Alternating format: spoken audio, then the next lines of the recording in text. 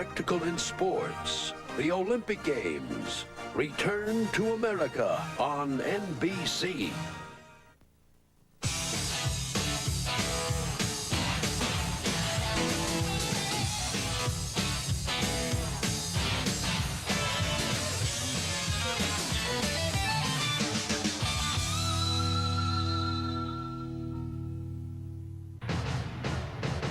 The two-year reign of a respected champion has come to an end. And now, two new teams vie for the NBA title.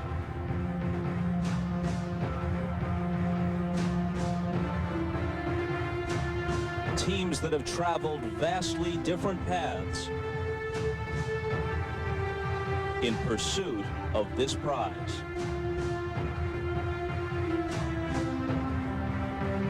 For 3 memorable years, red and black were the colors of royalty in the NBA.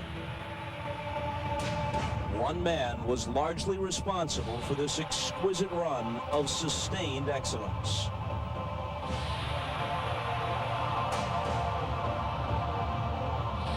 Now, in his first full season back from retirement, Michael Jordan has done what seemed impossible. He has added to his already exalted reputation. He led the Chicago Bulls to an historic regular season, and they've continued their run of superiority into the playoffs. Overshadowed by the Bulls' dominance, the Seattle Supersonics got here by shaking off the specter of past failures. Now these Sonics step onto the NBA's biggest stage for the first time against a team many have already declared the best of all time. An assessment the Sonics could alter, but only by pulling off one of the greatest upsets in sports history. Game 1, next.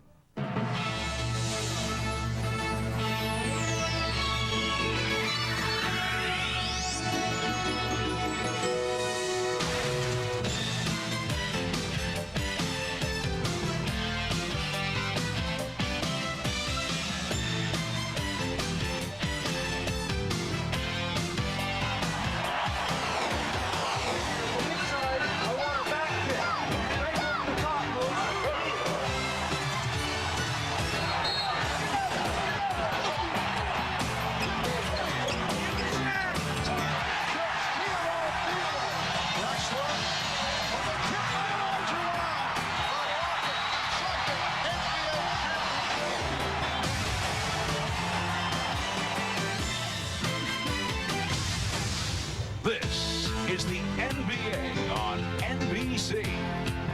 The 1996 NBA Finals. And after 2 years away, the NBA Finals return to Chicago. What time is it? Game time! With the Bulls hosting these Seattle Supersonics, haunted the last 2 years by first-round playoff failures, they have at last reached the finals, but tonight they find themselves in the unaccustomed role of underdog. The Chicago Bulls, intent on completing a unique basketball odyssey, greeted moments ago by their roaring fans, most of whom view title number 4 as a foregone conclusion. Hi again, everybody. I'm Bob Costas, and welcome to these NBA Finals. With due respect to the Seattle Supersonics and apologies to their fans, the prevailing attitude in Chicago and through most of the country, really, is that these NBA Finals loom not so much as a competition as a coronation. It's up to the Sonics to change that impression tonight, to convince the Bulls and the basketball public that they have come here as true foes, not mere foils. What a strange position for a team as good as the Sonics to be in. A team that won 64 regular season games this year, a total seldom exceeded in NBA annals. A team that in other years, against other competition, might very well be regarded as the favorite to win it all. And yet the Chicago Bulls have been installed as 10-1 favorites in this series, which means that at least in that sense, this is viewed as the greatest mismatch in NBA Finals history. If that's so, then the Bulls are on the verge not just of a championship, but of the completion of one of the golden seasons in the history of American team sports.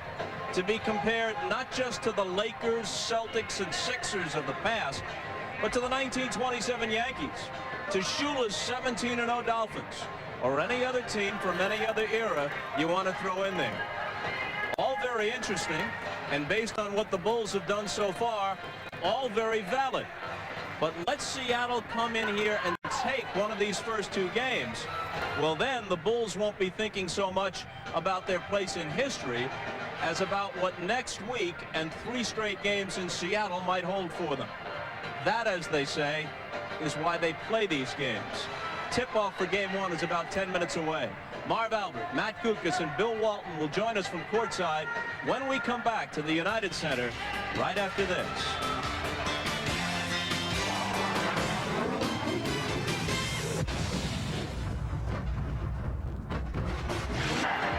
Back in Chicago, a look down at the United Center just minutes before Game 1 of the NBA Finals, the Seattle Supersonics and the Chicago Bulls. And as we prepare to send it to our game announcers, we note that this has been a big week in Chicago. First, the Olympic torch passed through the city on Monday, and then Princess Diana hit town yesterday, and in fact, she is the guest of honor at a charity gala going on at this very moment, which, other than the Bulls, is the talk of Chicago. And as those British tabloids have been quick to point out, this continues a curious pattern of Her Highness and Marv Albert turning up in the same city at the same time. A shocking rumor further fueled by tonight's events. Coincidence? You be the judge. Marvelous? Yes, Bob, certainly capturing the flavor of the playoff excitement here in Chicago. But we are joined by broadcasting royalty. Matt Gukas, one-time head coach of the Philadelphia 76ers and the Orlando Magic. Bill Walton, Hall of Famer by way of UCLA, Portland, and Boston.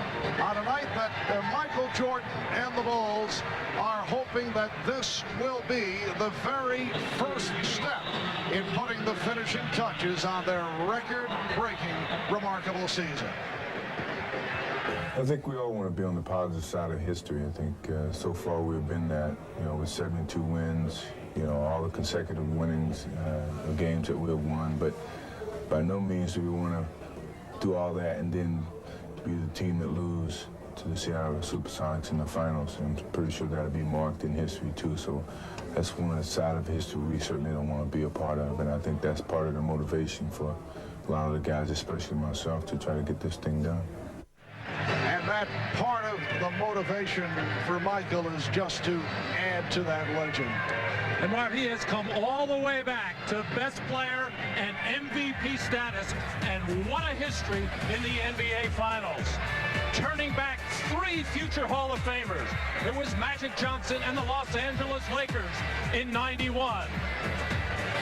Clyde Drexler and the Portland Trail Blazers for their 2nd straight championship in '92. And then the three-peat against 1993's most valuable player, Charles Barkley, and the Phoenix Suns.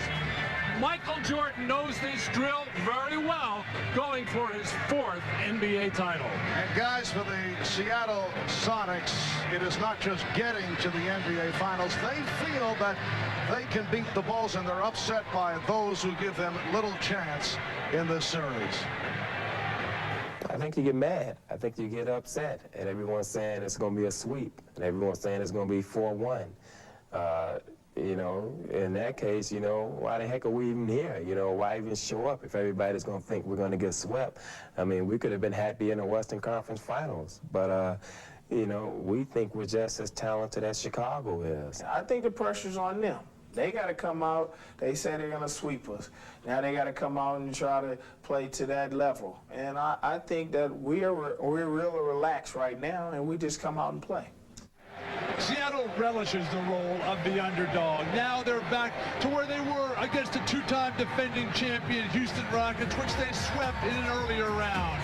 two of their key players that have got to come through in this series. Gary Payton, the Defensive Player of the Year, who stripped Michael Jordan in the decisive game between these two teams in Seattle earlier this year. Gary Payton responsible for the collective psyche of these two teams. And then, of course, Sean Kemp, who has literally matured before our eyes the last 6 weeks. He'll be matched up against Dennis Rodman. Dennis Rodman with a new, interesting, and certainly colorful hairstyle today. Rodman will try to get into Sean Kemp's psyche throughout this game. Sean Kemp's responsibility is to play above that fray. Now, Seattle a little bit nervous, a little bit anxious. It's their first time here, but they're here to win. And Marv, they are not interested in being the lunch meat for the Chicago Bulls championship celebration. All right, Bill, and we are moments away. Coming up, it's game one. The Sonics and the Bulls, the NBA Final Series in a moment.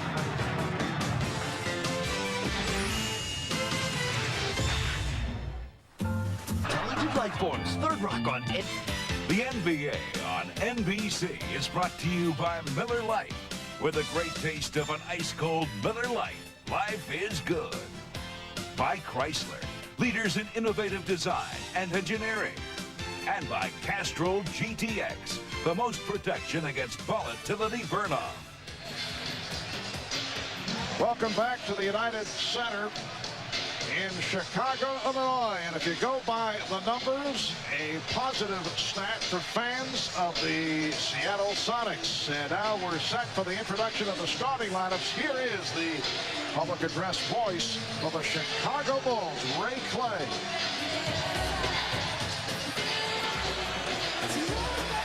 Good evening, ladies and gentlemen. The Chicago Bulls welcome the world's greatest fans to the United Center. Tonight, game one of the NBA Finals is between the Seattle Supersonics and your Chicago Bulls. Now, let's meet tonight's lineups. First, for the visiting Seattle Supersonics, at one forward from Washington, 6'10", Detlef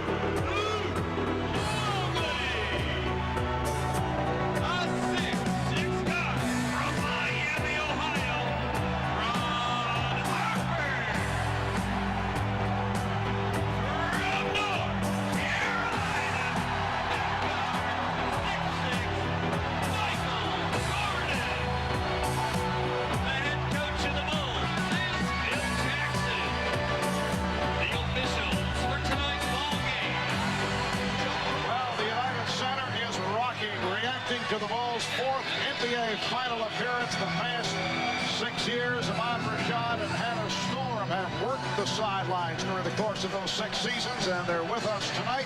Let's start with the dean, Ahmad Rashad. All right, thanks, Mark. Phil Jackson has a way of firing up his team during the course of the season, and this past week he shows them movies. The movie he showed them was The King of Hearts, a 1966 French-Italian production, a movie about war, duress, and the insane world we live in. A story of a Scottish soldier in World War I who comes across a town populated by asylum escapees who look to crown him their king. Now, I talked to Michael Jordan about that. I said, what message was Phil sending? He said, well, the only message I can figure he was sending is that Phil has had way too much time between playoff games. So I guess they're prepared. So for the Seattle side of it, let's go down to Anna. Ahmad, much of the hype in this series has been about Defensive Player of the Year, Gary Payton guarding Michael Jordan. That is not what we're going to see early. Here's what the Sonics experimented with yesterday during practice. They're going to start Gary Payton on Scottie Pippen. That's to help keep Payton out of foul trouble early and help keep the Bulls from advancing the ball. When Payton handles it, when Pippen handles it, he's going to try to slow him down. That leaves an interesting mismatch in the backcourt. We've got 6'10" Detlef Schrempf, who will actually start the game on Michael Jordan. He has a height advantage over Jordan. He's going to need a lot of help. That is going to come from Hersey Hawkins, who's going to double on Ron Harper. That's what they've experimented with. We'll see how they execute it early. Mark? All right, Hannah, the officials, Joe Crawford, Dan Crawford, Bennett Salvatore. Guys, how long do you think the matchup of Schrempf and Jordan will last? In the half-court game, that can be effective because Schrempf has got so much size. He's 6'10".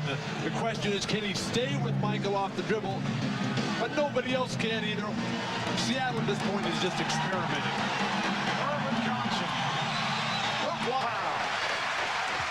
Now, this is what the Chicago Bulls do best from their defense. Whether it be a steal, whether it be a block shot or a rebound, this one started on the Luke Longley block. As in nobody really stopping Schrempf or putting any pressure, and a nice move by Hawkins without the ball. And Michael Jordan running the middle of the floor that time, and that's who Scottie Pippen was looking to, and that drew Gary Payton in the middle and left that open lane for Ron Harper. It looked like Gary Payton was trying to let him go, but the momentum of his body down low, Gary Payton can't waste any fouls. They call him the glove. Selected as the NBA's best defensive player this past regular season, although here in Chicago there was certainly much support for Scottie Pippen. That's the only award that the Bulls didn't win. I thought Scottie should have won that award. And Kemp has been unstoppable here in the early moments. Longley had his best game of the season in the game that Chicago lost to Seattle. He had game high of 21. In fact, a career high for Luke Longley, who's looking to take advantage of the Sonics, who do not have a dominating center. This is the first series in a long, long time that Luke Longley can say, hey, I'm the best one of everybody out here. He's been going against Alonzo Mourning, Patrick Ewing, Shaq. Now he comes up against a little-used Irvin Johnson and some guys who really play a lot in the perimeter. Longley should be able to capitalize. Payton coming up short, but it's Kemp giving it back. And Kemp again is on the ball and is called for a charge. Offensive foul. Well, offensive rebounding has been the strength of the Chicago Bulls all season long, mainly on the shoulders of Dennis Rodman, but so far it's been the Seattle Supersonics getting the extra shot opportunities. And talk about a guy getting into foul problems. That is Sean Kemp, and George Karl does not want to see him pick up. It is on Rodman, who is sporting a new look. They got an aid symbol, a peace symbol, and a Pearl Jam symbol on that haircut for Dennis Rodman. And that is the first technical called on Dennis with the new look. Well, Dennis obviously not happy with that call. He felt he had inside position underneath the backboard, and when that whistle blew, he looked like the most confused guy in the world and took a long look at the trail official, Joe Crawford. as Rodman pushing and shoving on the back of Sean Kemp, which Dennis does quite a bit. He felt he would have to push a lot harder than that to get a foul this early. So it's the Sonics with a 9-8 lead. Gary Payton has missed his first 4 shots, being played by Ron Harper, who has been just superb defensively throughout the playoffs. Now Kemp putting the boom on the Bulls by 1. 5 minutes gone by in this first quarter. Trent played by Pippen. And the matchup is Jordan guarding Hawkins. Trent with the screen. Trent checking the clock. Illegal defense called for the first time against the Bulls. And a timeout is being indicated with 6:32 remaining. In this opening quarter, it's the Bulls with a 10-9 lead. Luke Longley has been very active. Both ends of the floor looked like he was clearly beaten by Sean Kemp, but recovering to get his second block and then running the floor beautifully to finish off on the fast break.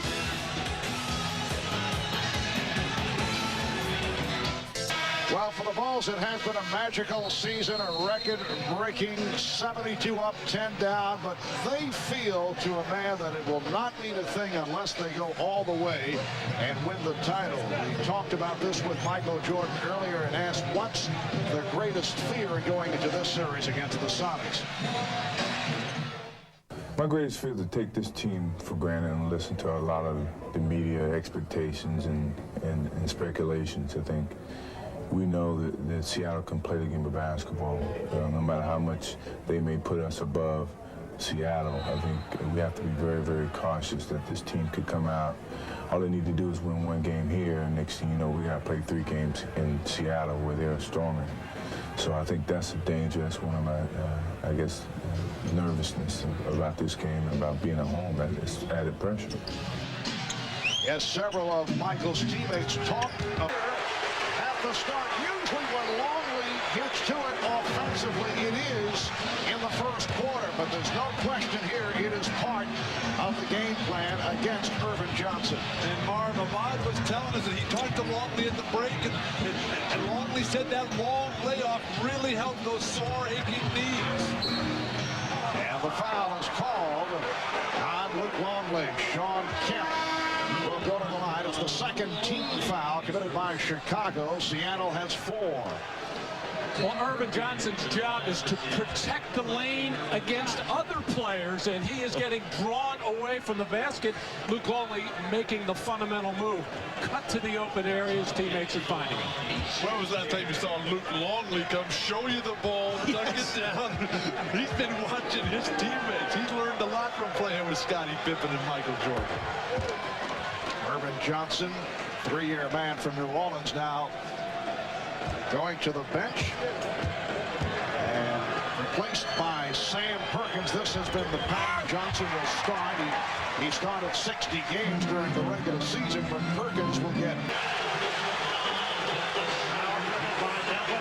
that is his second. And George Karl looking down the bench and pointing at Vincent Askew. Nate McMillan also getting set to check in. Nate, a question mark because of the back problem. In fact, I'm told took a shot of cortisone in the back. The second time he has done so, and he's going to give it a shot here. He said if he does not feel well, he'll take a couple of games off. And here comes Nate McMillan, co-captain of the Sonics, so important to this team. This is the scene moments ago back in the Seattle locker room. He was on the treadmill, also did some stretching, looking to get ready. Mark, talking to Nate and knowing him throughout his long and really terrific career, there's something really wrong with that back. Here comes Payton, but Rodman is back. 20 seconds to go in the quarter. And now George Karl says reset. Seattle's big men are not running the floor. They're the ones that appear to be the more fatigued team. Final seconds of the quarter. Payton on the pull-up.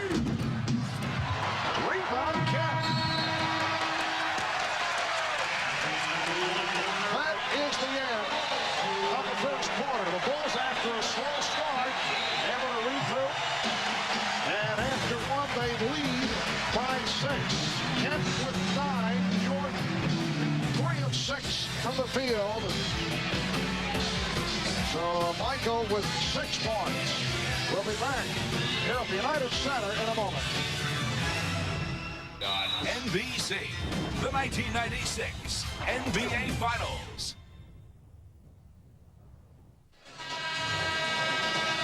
Well, in the first quarter, the matchup has been Dennis Rodman going against Shawn Kemp right throughout. We asked Shawn, can Rodman defend you one-on-one?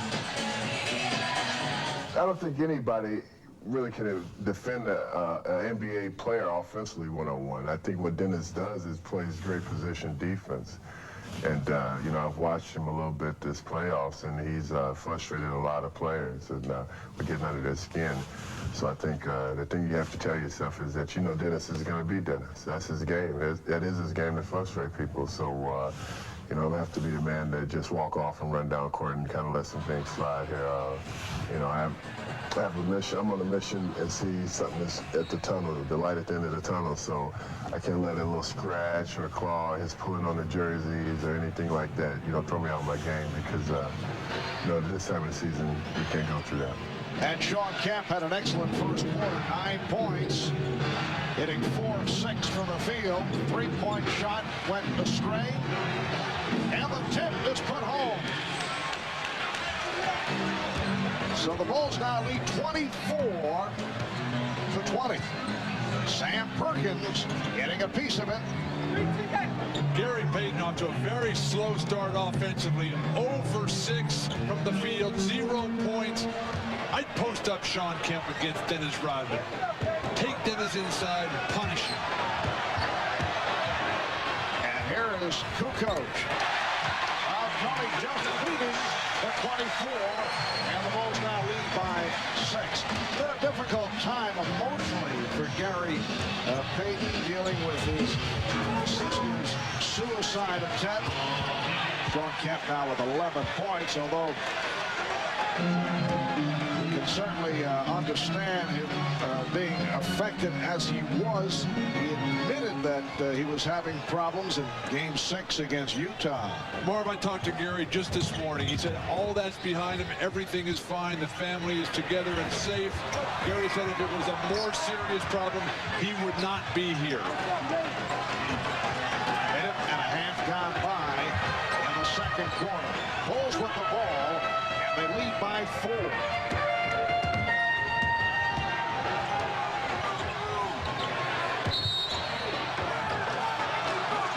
Foul against the Bulls. Offensive foul.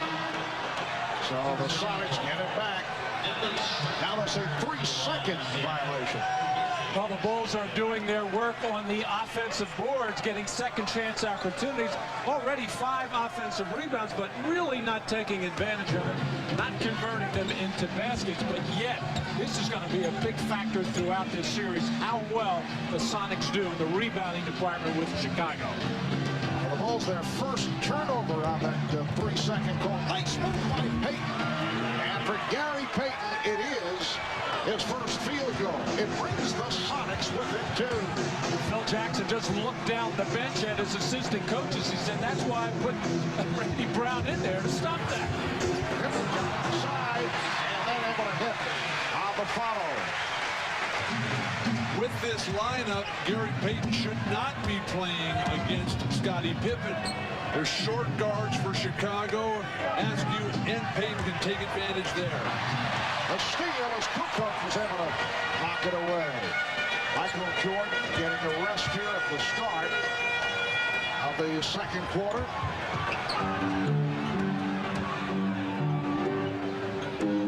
Brown and Kerr in the backcourt. Kukoc, Rodman and Pippen up front. Kukoc a bit too strong.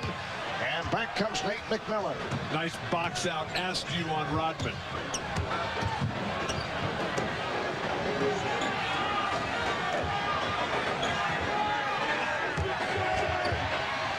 Perkins, yes, and it counts. A beautiful move going right at Dennis Rodman. For Rodman, his second foul. And the Bulls now lead by 2.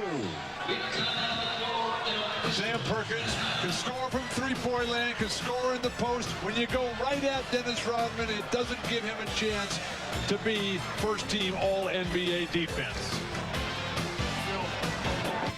The NBA on NBC is brought to you by Budweiser, official sponsor of the 1996 Olympic Summer Games. This Bud's for you. By Toyota and their full line of quality cars and trucks. Toyota, I love what you do for me.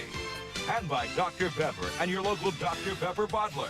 Dr. Pepper is just what the doctor ordered.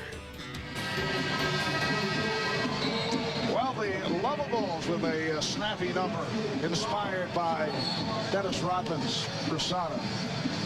Catchy tune, too.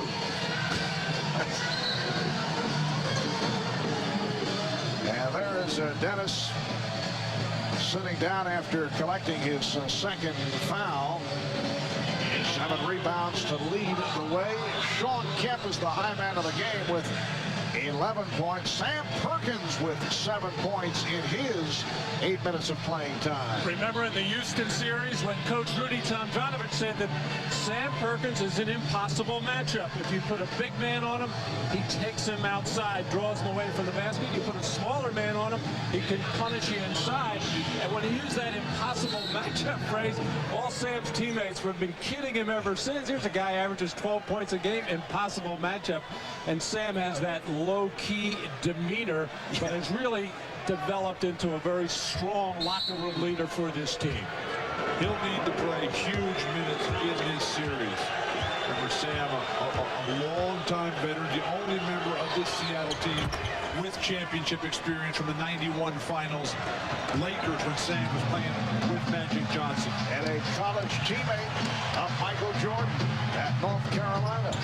Seattle in the midst of a 14-6 run since the Bulls led by 9. That over the last 6.5 minutes. And the Bulls lead now is 1. Jordan is back on the floor, as is Harper. Judd Bushler has come on for the first time for Chicago. George Karl could not have drawn it up any better, Marv. That time, get it out of Jordan's hand, make Bushler and Harper play it on the weak side. And it is Bushler trying to defend on Perkins, and the foul is called. And when all that double teaming is going on, it really puts your defense in jeopardy on second shots. But so far, we've seen Vincent Askew do a terrific job boxing people out, getting a body on people, and then even if he doesn't get the rebound, one of his teammates does. 3.5 gone by. Second quarter. And Chicago on 28-27. Here's Askew. And he's fouled by Bushler. A hacking call. So Bushler with a quick 2. And Askew will head to the line. Marv, Seattle has completely turned it around on the offensive end. They were down 22-13. Now they have a chance to take the lead here. Chicago struggled when Jordan was out. Pippen could not carry the load. Payton has stayed in the whole way and settled down his offensive team. And you look at the Chicago lineup right now. Of course, Michael Jordan is back in there with Tony Kukoc. They're going to have to carry much of the offensive load right now. And as you mentioned, when you can afford to double team right now, other than Bill Wennington, nobody really is sharp perimeter shooter. And Scottie Pippen only 2 of 7 from the field. The Bulls have hit just 3 of the last 14, and you can sense the impatience of this capacity crowd here at the United Center. The poor shooting continues by Chicago. Perkins with the good look and hits again. A 3 for Sam Perkins. He now has 11 points, and he has led the Sonics to a 4-point lead. Big men who can run the floor, shoot the ball from the perimeter in transition. Very difficult to stop for this current Bull lineup. Askew call for the holding foul as Jordan looked to make his move. In transition, Gary Payton will find Sam Perkins. Looked like Sam had to shuffle his feet to get his balance there, but he's feeling the rhythm so well. Just put it up there every time. Well, Phil Jackson not pleased, as you might expect, and he's taking a timeout. 7:43 to go in the first half. Seattle by 4. We'll be right back. Take a look back at the year that was. Watch NBA Special at the Finals, Sunday on NBC. Welcome back to Chicago. Seattle in the midst of a 19-6 run to take a 4-point lead. Let's check in with Hannah Storm. Hannah? In the Seattle huddle, Marv, George Karl telling his team he wants to continue to see a crowd around Michael Jordan because he said Jordan is not looking to pass. He's looking to win this thing on his own. They're down by 4, Marv. And as you say that, Michael unleashes from 3-point range. Well, in the last series in the conference final against Orlando, every time Phil Jackson called on Bushler, Steve Kerr, Bill Wennington, Randy Brown, they produced in short minutes. So far, they have not gotten it. Phil has gone back to his starters. And it was way back in Game 4 on May the 27th against Orlando that Jordan was able to hit the 45 points to lead the Bulls over the Magic. But Mark, this is a shot out of the triangle offense, which Phil Jackson tells us he wants Michael to stay in because it makes it so much more difficult for George Karl's trapping defense to be effective if he's in the offense as opposed to just the isolation plays. Bulls foul called on Harper. Gary Payton. He missed his first 6. He's hit his last 2. The Sonics now lead by 3 points. Just under 7 minutes to go in this first half. Luke Longley. And the rebound gathered in by Gary Payton. Payton and Hawkins in the backcourt. Shrimp, Kemp, Askew on the front line, and it's an offensive foul. Rodman hit the deck, and it's called on Shrimp. So for Detlef, that is number 3. Not a good performance to open up this series by Detlef Schrempf. He has not scored yet. An obvious offensive foul. He's not moving his feet enough. He's not trying to go around guys. He's not quick to the glass, and certainly not getting the job done defensively on Jordan. Otherwise, a fine day for Detlef. All right, here's Longley. 10 points for Longley. Looks like Luke picked up something from Shaquille in that last series. He dipped that left shoulder and just wiped the defender out of there. Sonics by 1 as we come up on 6 minutes to go. First half, they double up on Perkins. Seattle has to move more when that ball goes into the post on the perimeter. 3-point attempt by Hawkins. And the ball will go back to Chicago. Well, Seattle has a real bad tendency as the ball is temporarily stuck. Let's get Jordan to see if he can get that off the top of the glass there. I know Wilt would walk out and say, I can get that one. I go to the old schoolyard, throw another basketball at it, and Scottie Pippen has the right idea. And that appreciated by the official, Danny Crawford. Wilt not in attendance tonight, but certainly Bill Russell is. One of the all-time greats and the former general manager and coach of the Seattle Supersonics, Bill Russell on hand. Harper. 7 points for Harper. And the Bulls take a 1-point lead. Luke Longley is the Chicago Bulls offense. As Longley with 10. And the nice assist to Harper that time. Yes. Sean Kemp with 13 points. He's had the touch. 6 of 8 from the field, and the Sonics by 1. Jordan and Harper at the guards. Pippen, Longley, and Rodman up front. Jordan for three. He hesitated. He was not going to take that shot. Seattle has so many players, Marv, who can play big against you physically. Askew, Hawkins, Payton, and of course McMillan, if he's healthy.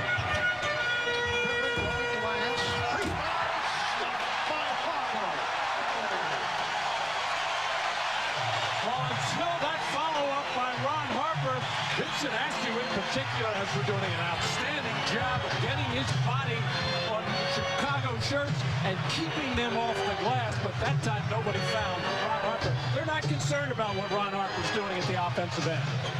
And Ron Harper has been doing it. 9 points for Hawkins.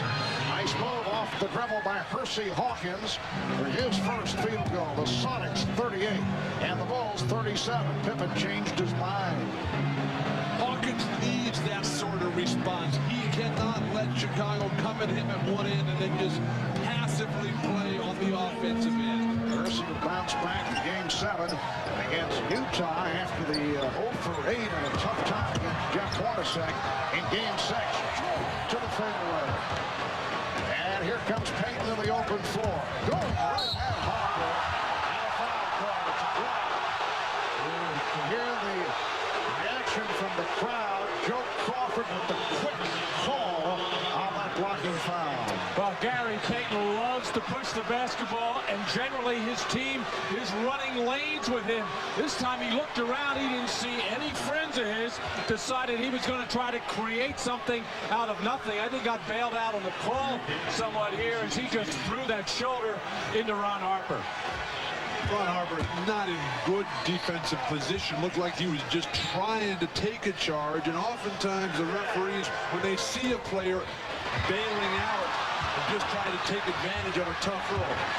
Horrible pass by Sam. Looking surprising, Kemp. Pippen draws the foul. Marv, Seattle has not been feeding the ball to Sean Kemp well. There's been tough passes up around his head area, down around his feet. Get him the ball in his triple threat position.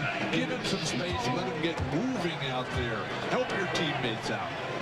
And that has contributed to the turnover total by Kemp. Seattle with 8 turnovers in this first half. Chicago with just 1. Sonics with a 1-point lead. It's Game 1 of the NBA Finals Series. Game 2 here in Chicago on Friday night. And on NBC starting at 9 o'clock Eastern Time. The scene will shift to the Key Arena in Seattle. Game 3 Sunday night starting at 7:30 Eastern Time. Game is tied at 39. Askew firing the 3, rocking it, and then recovered and falls for timeout. 20-second timeout requested by the Bulls. Well, looking back at the regular season, the Bulls and the Sonics met on 2 occasions. Back in November at Seattle, the Bulls were able to jump out to a 13-point halftime lead. In fact, the Bulls built an 18-point lead before Sean Kemp and Gary Payton led the Sonics back to combining for 51 points in a 97-92 Seattle victory. They met again in January here in Chicago, and it was the Bulls led by Michael Jordan, 35 points and 14 rebounds, 29 from Scottie Pippen, as the Bulls dealt the Sonics their worst loss of the regular season, 113-87. The Bulls shot 60% from the field of the game, while the Sonics only 36%. What is vivid in the mind, though, of Michael Jordan in that loss to Seattle, in a critical situation, he was stripped down the stretch by Gary Payton. Gary Payton just took it right away from him. Jordan going for the game winner. And how about the fact that Scottie Pippen missed 6 straight free throws in the last 2 minutes in the game in Seattle. 3 minutes, 20 seconds remaining in this first half. Seattle has done it off bench. 16-4. Smart by Burton. And Longley. To the line. Luke Longley Jordan. He'll be looking for points 11 and 12. Substitution for Seattle, the veteran Frank Burkowski, his 12th NBA season out of Penn State, a bruising-type player who could touch a nerve with Dennis Rodman has checked in for the first time. Well, Frank, being a wise old veteran, knows all the tricks and knows how to use those forearms and elbows and the strong lower body around the basket. And I'm sure we'll get tangled up with Dennis Rodman at some point, if not today, some other one. I think it'd be a good idea because Rodman's already got the one technical. Try to get another one. Try to get him ejected. Use some of Rodman's own antics against himself. Bill with that National Hockey League mentality. The Bulls 41-39 over the Sonics. And some pressure being shown by Chicago. Seattle has to attack this press. You can't just let them come up and make you take so much time off the shot clock. Here's the double. Traveling violation is called. Another Seattle turnover. It is their 9th. Timeout taken. 2:56 to go in the first half. This is Bruce. Reminder coming up on the Prudential halftime report. Bob Costa will be talking live with the Phoenix Suns' Charles Barkley. Charles, of course, played the finals against Michael Jordan and the Bulls back in 1993, a series won by Chicago in 6. And Charles's name has been mentioned of late in trade talks. Good friend Danny Ainge will eventually coach the Phoenix Suns. That a recent development. We'll get his reaction to that coming up at halftime. Bob Costa's Julius Irving on the Prudential halftime report. Seattle doing an outstanding job on the glass. Vincent Askew and Sam Perkins have made major contributions off the bench. Trying to flip it up with the running hook. Bulls with a 41-39 lead. 2.5 remaining in this first half. Burkowski hits on the 3 and then heaves it back the other way at an ocean to a drive lane. Hawkins able to knock it down. Hersey Hawkins has tied the game at 41. That rebounding stat is a big one and will be throughout this series, but so far the Sonics with their big problem with turnovers, 9 to Chicago's 1. Oh, Michael Jordan took the hit. Frank Burkowski looking to brace the fall of Jordan, who wanted no part of it. Well, they ran the backdoor play for Jordan. Jordan got away with the push-off on Hawkins. I'm surprised Hawkins didn't complain a little bit more on that push-off and get Jordan open. But that's really Jordan's initial opportunity inside tonight. Seattle has done a very good job of keeping him on the perimeter, and with Gary Payton able to jam up with Vincent Askew as well, forcing Jordan to stay in the perimeter. That could work well for Seattle. Get the whistle, a pushing foul on Luke Longley. That is his 3rd. Bulls are now over the foul limit. So careless here. First of all, Sean Kemp just a little bit late there in stepping in. You got to step up the lane. Luke Longley taking advantage. You never want to pick up a foul like that when you already have 2 when you're down in the closing minutes of the half. So Sean Kemp to the line. He's 2 of 2 from the line. Kemp hitting the huge free throws in game number 7. Here comes John Sally replacing Luke Longley. 12 points for Longley. His playoff career high is 14.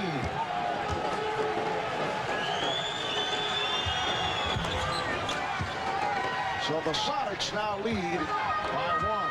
Sean Kemp, game 7 against Utah, 10 of 11 at the free throw line.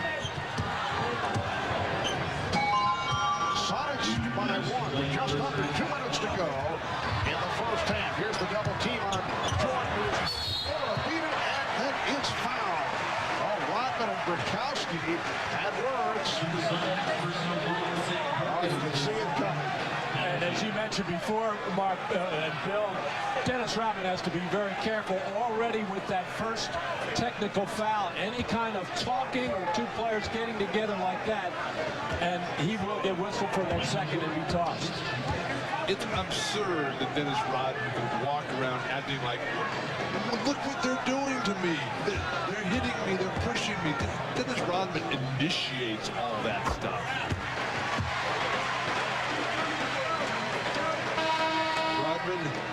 Inside there, just keep walking in, keeps walking right into Brzezowski.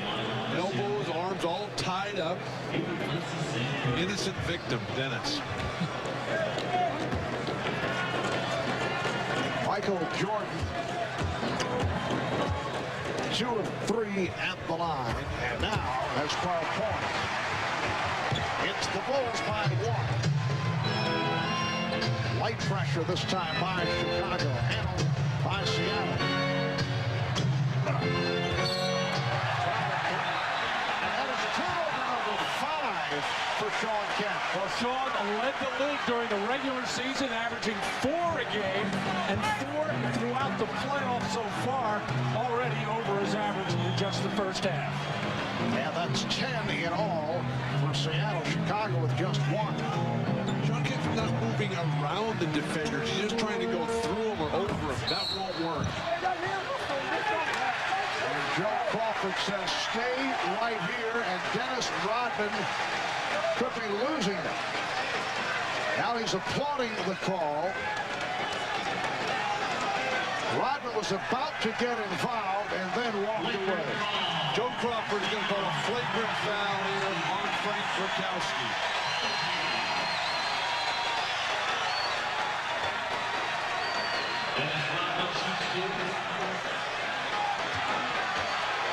So, as Rodman, who has had his ups and downs at the line, is able to hit the first for his first point of the night.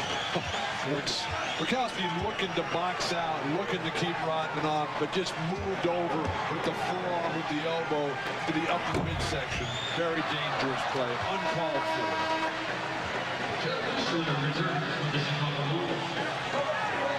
Now Judd Bushler replaces Dennis Rodman. The conversation continues.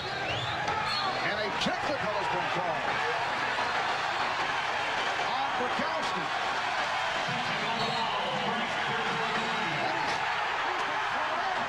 A double technical on Frank Brzezowski. Apparently Joe Crawford feels that the intent of Brzezowski was to instigate something against Rodman. Brzezowski now walking in the direction of a couple of Bulls, and he's joined by a security man and is ushered back to the locker room. And they got a couple of parting shots to referee Joe Crawford, and then one final parting shot to, I'm sure, Jack Haley sitting on the bench.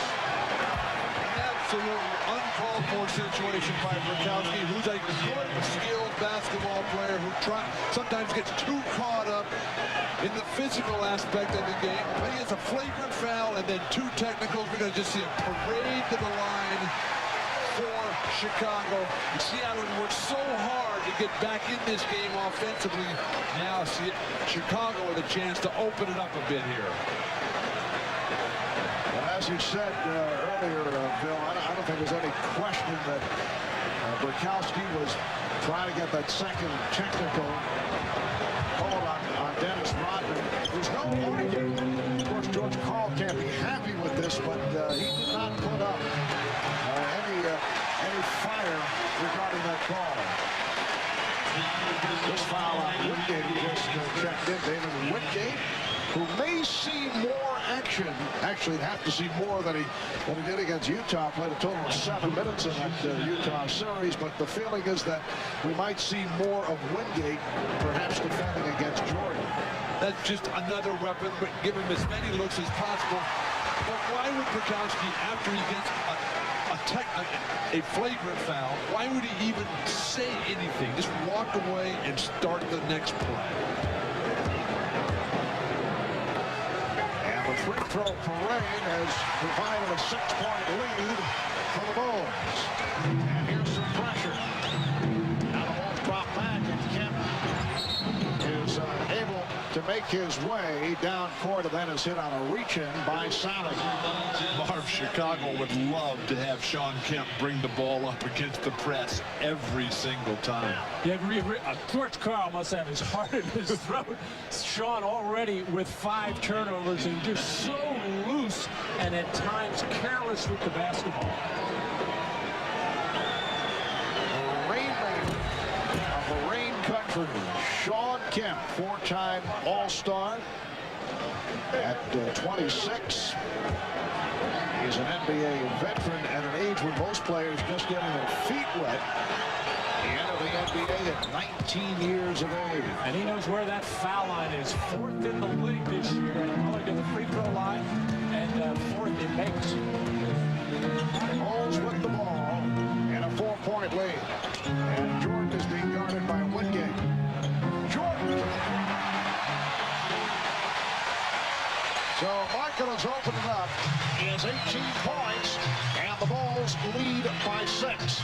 Seattle play the clock here to go 2 for 1. But Phil Jackson and the Bulls know that Seattle does not have a shot blocker.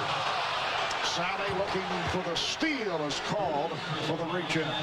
Once you get by the perimeter defense, which is terrific for Seattle, Gary Payton can't control him, can't keep him in the corner, but there's nobody up top. There's nobody coming from the weak side to knock something down. But classic execution on that pick and roll. Jordan got a good screen from John Sally and made sure he cleared the pick and took that defender away, able with his quickness to find that little seam and get in the basket. And Michael knows that if he puts it up, he's going to get double teamed. So that's why he's playing on the perimeter right now. He's going to get more opportunities to do that. Take it to the hoop. That looked like Luke Longley swooping to the hoop. Yes. Bulls 51-46 over the Sonics. Kukoc for 3. And it's rebounded by Hawkins. Good box out. Down to a half minute remaining in this first half. Wingate fired up and was fortunate to draw the charge on Kukoc. Our Seattle's weak side rebounding has really improved. Early in the game, Chicago was getting offensive second opportunities, but Wingate in transition takes it to the hoop, and Kukoc not in proper position, again bailing out, trying to take charges. Those calls have gone against the defender all game long. David Wingate in his 10th NBA season out of Georgetown, acquired from Charlotte as part of the Hersey Hawkins Kendall Gill trade. He's also played for Philadelphia, San Antonio, and Washington. Steve Kerr for John Sally. Sally picking up the 2 fouls. It's really good to see 2 teams who are obviously outstanding defensive teams, the 2 best in the league, and love to run from their defense. They'll look to fast break, they'll look to push it up, look for scoring opportunities in transition. Well, the Bulls led by as many as 9. They're up by 3. And he'll go to the line with 18 and 2/10 seconds remaining in this first half. Foul on Kemp, that is his second. This is the second backdoor opportunity that the Bulls have gotten out of their triangle offense. The first one was Jordan. He ended up getting fouled. This time, the poor defensive footwork by Seattle, not opening up to the ball, having no idea that the pass was even coming. Chicago so outstanding in their set offense, their execution. The #1 rule when they cut you off backdoor and get to the hoop. Well, the floor is spread for the closing of the quarter type of offense, and you rarely see give and go basketball anymore. Everything is either going to be post up or pick and roll, but with the floor spread, you can get those opportunities.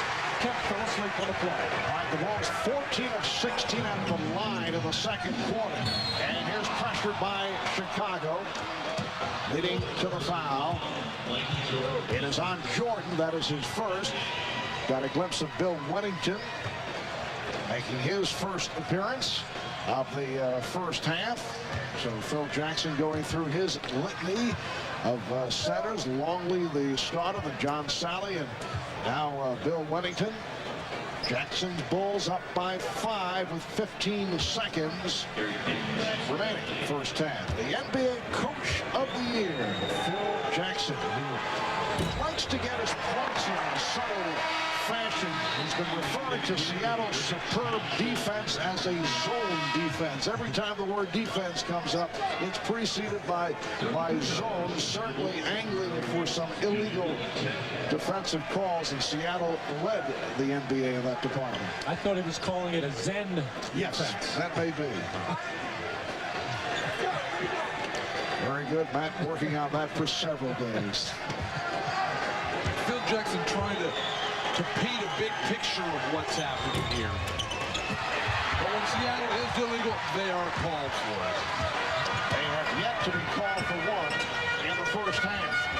Final seconds of the half. Down to 5 seconds. Kukoc back to three-point territory.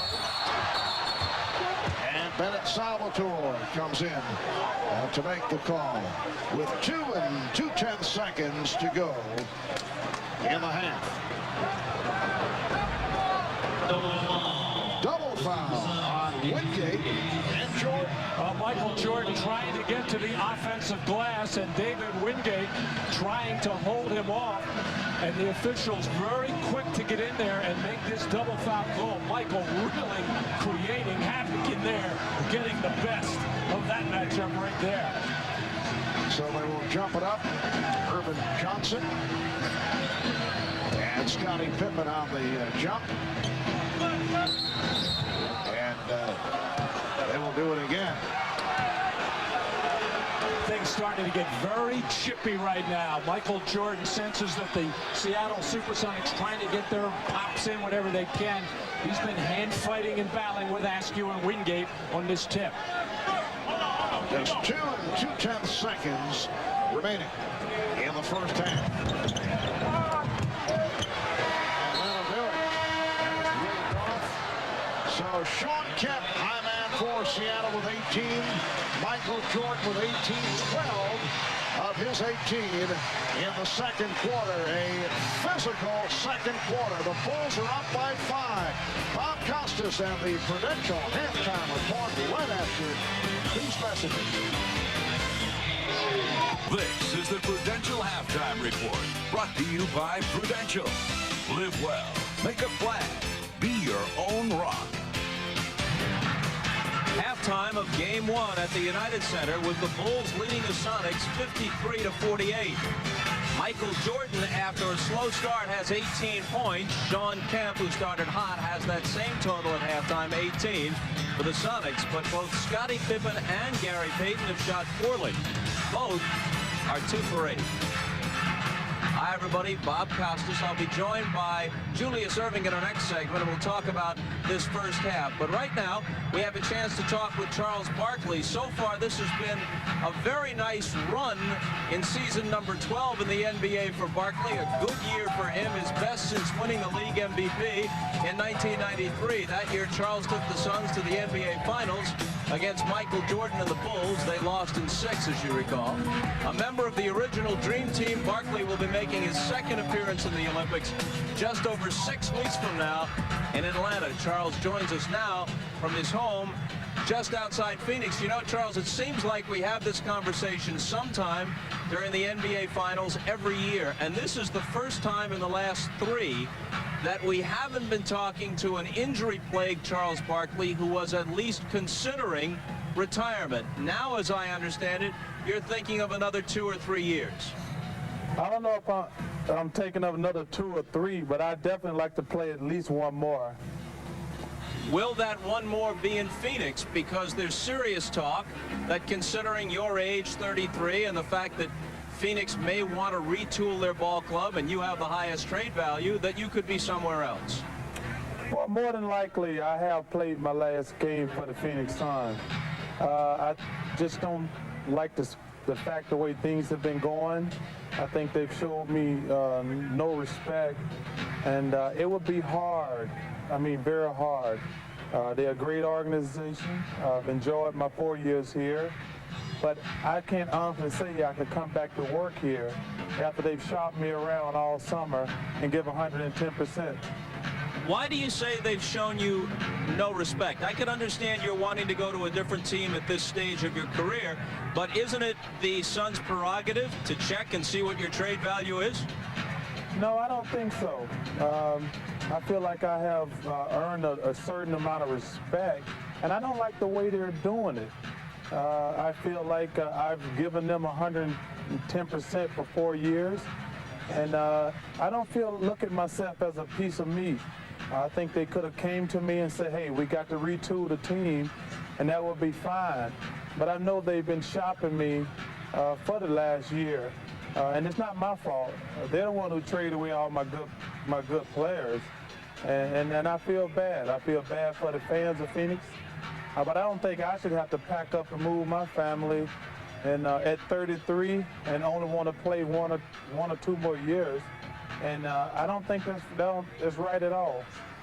You're coming off your best season since the MVP year. You have more games played, more minutes per game, and more points per game than at any time since the 92-93 season. So obviously, at least in the short run, you would have great value to a contender. Among the teams mentioned are the Knicks, the Pacers, the Rockets. Assuming that's valid, would you have a preference among those three? Well, if I got an opportunity to play with, if I play again, it's going to have to be an ideal scenario. I'm going to have to be with some really good players, guys who really want to win a championship, and that would be the best for me. I don't want to rebuild. I don't want to play on a mediocre team. There's only like 5 or 6 really good teams in the NBA. And if I could play for the championship, that's the only goal I have left to accomplish. I wish it could be here in Phoenix, but they've just done a bad job with our team. And I feel bad, because these people here deserve a championship. But one of those 3 teams, New York or Houston, Indiana, would be ideal. But it'd have to be perfect. In a sense, Charles, are you trying to ensure that you're going to be traded by saying provocative things about the Suns' management, or do you consider that such a foregone conclusion it doesn't matter what you say? Well, I'm not trying to make anybody mad. I'm just making facts. We just made some bad trades. We won 60 games, 3 out of the last 4 years, and I feel bad. And I'm disappointed the way they treated me. I'm disappointed the way they treated Dan Marley, Cedric Ceballos, Mark West, and I'm just frustrated. 2 very quick things before we let you go, Charles. Your thoughts on this game, not so much the first half, but actually the series. Is there any scenario by which you can see the Sonics winning this thing? Well, the Sonics are very good. I mean, but the Bulls are a great team. I think they played very rusty the first half. The other guys were not really in rhythm. Michael was trying to take over and keep it to the other guys get their rhythm.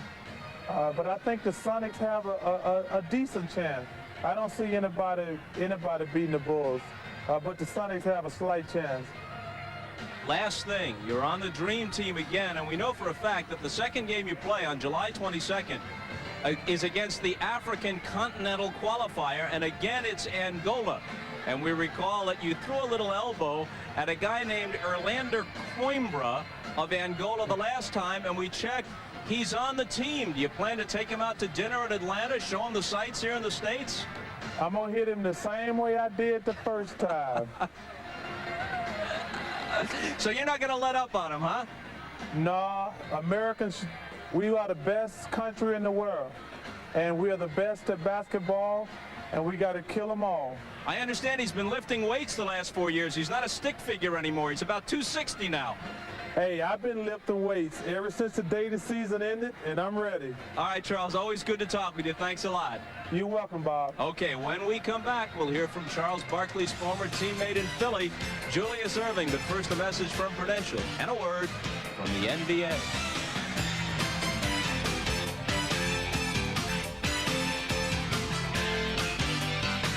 Princess of Wales, as you know, is in Chicago right now. And a little earlier, there was a major fundraiser at the Museum of Natural History here to benefit cancer research. Some individuals, we're told, paid as much as $50,000 to attend. But perhaps the more desirable ticket tonight was for the Bulls and the Sonics, a chance to see basketball royalty Michael Jordan, joined now by the doctor, highly esteemed himself. Julia, it seems to me that although they trail by 5, considering the rust, and that was evident in the first half, the rust the Bulls picked up in a week and a half off, that makes this the game that the Sonics might be able to steal. Well, this certainly was set up to be the type of game that the Sonics can steal, mainly because the Bulls had been off for a number of days. And I think the Bulls' outside shooting revealed to us mostly what the rust was about. They had took control of the game in the first quarter, but getting into the second quarter, they shot the Sonics back into the game by taking long-range bomb after long-range bomb. This triggers the Sonics' fast break. They're excellent at retrieving misses, stealing the ball, blocking shots, and then triggering the fast break. Gary Payton finally getting a layup was helpful for the Sonics stars too, because they're depending a little bit too much on Sean Kemp. You know, I feel like we should repeat this. The Sonics are a very, very good team, who in another year might very well be the favorites to win the NBA championship. Have you ever seen a team this good given so little chance against another team in a final? They're not getting nearly enough respect. George Karl has done a fantastic job with this team. They have a player who got 3 fouls and no points, deadlift shrimp, who's going to be a big factor in the second half, and they're able to stay close to Chicago without him being a great factor. You know, George, I talked to him a little bit this afternoon, and he said, I have some things in store for Chicago, but we need to feel our way. We need to feel in terms of how we need to play Michael Jordan, you know, how we need to play Tony Kukoc, Scottie Pippen. And, you know, they're doing a pretty good job of feeling, and both teams have been liberal in terms of their substituting, because Chicago's played 11 players and Seattle's played 10. All right, Doc, thanks a lot. Turning now to action today in the French Open. 2 men's quarterfinals, and in the first, hard-serving Marc Rosset of Switzerland beat Bernd Karbacher in a 5-setter. Rosset thus advances to his first ever Grand Slam semifinal. His opponent will be German Michael Stich, who beat the Frenchman Cedric Paolin in 4 sets. Just 4 men remaining in the draw in Paris. Our coverage continues with semifinal action on Friday morning as top seed Pete Sampras faces Yevgeny Kafelnikov of Russia. It starts at 10 o'clock in the morning Eastern Time. We'll hold it till 9 a.m. on the West Coast. And a reminder that Game 2 of the NBA Finals is Friday night back here in Chicago. The Bulls hosting the Sonics. Airtime for that, 9 o'clock Eastern. It's halftime in Chicago. The Bulls leading the Sonics by 5. Back to Marv, Matt, and Bill after these messages from your local station. This has been the Prudential Halftime Report, brought to you by Prudential. Live well, make a plan, be your own rock. This game back in Chicago, halftime, game 1 of the NBA Finals. The Bulls 53 and the Sonics 48. So, Matt, the Bulls by 5, yet they're shooting only 36% from the field. And Chicago's bench, which was so productive all year long, coming up empty, outscored 18-4 in that first half.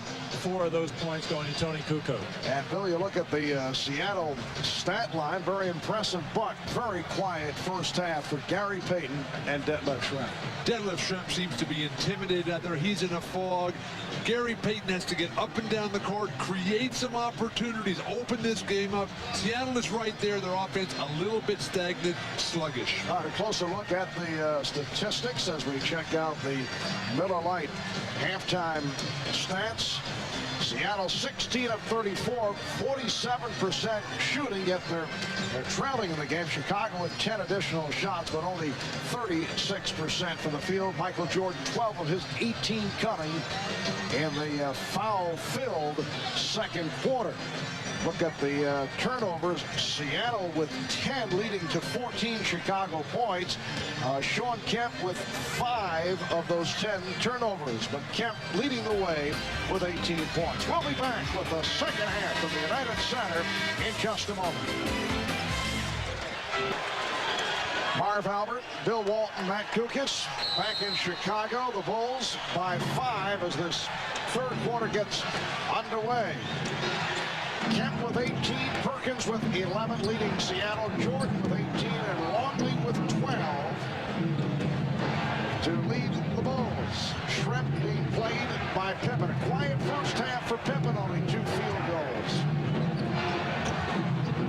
Erwin Johnson and Dennis Rodman with rebound number 9. Scottie Pippen, 4 of 4 at the line, will shoot 2 more as Sean Kemp picks up his third foul. This is not the kind of foul that Sean Kemp needs. He is a very good shot blocker. He comes in there, and it looked like he was just trying to foul rather than making a good defensive play on Pippen, who can't find the range.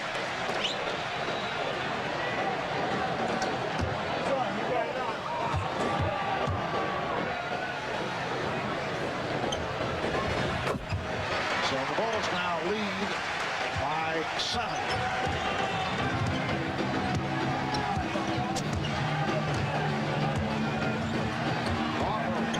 Right on the chest of Payton.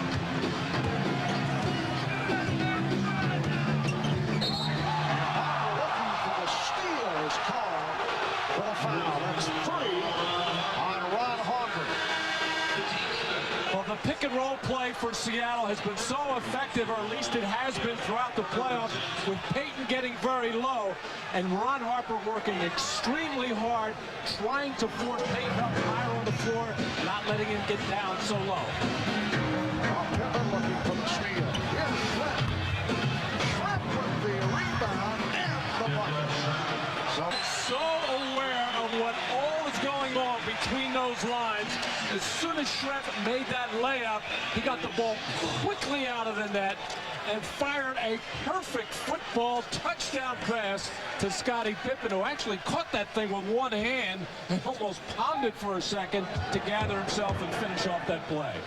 Matt, compare that play and the fact that it took about 2 seconds to complete with Seattle's previous possession when they're dribbling the ball with Payton the whole time, maybe 20 dribbles, and then Denver Shrimp having to get to the offensive glass to finally get a score. And Pippen now 7 of 7 at the line. He has 14 points in all. Bulls have opened up an 8-point lead with 3 minutes gone by in the third. Rebounded by Kukoc. And a foul on Payton. That is his second. And another. Back comes Perkins. 67-58. Chicago. Game 1 of the best of 7. Game 2 here in Chicago on Friday night. Oh, nice pass from Kemp. Payton had to get it up. Hawkins got the step, and he was perfect. Michael Jordan with a long look in the direction of Bennett Salvatore as he just was called for his third foul.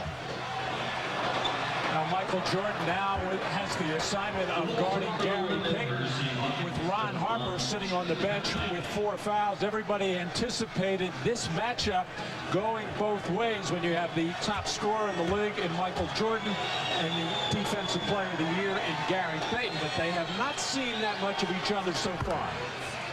And that the 15th foul on the Bulls, so the Sonics at the line. It has been a foul-filled game, 30 called in all in the first half, 22 in the second quarter, a quarter that also saw Frank Burkowski ejected, hit with consecutive technicals following a flagrant.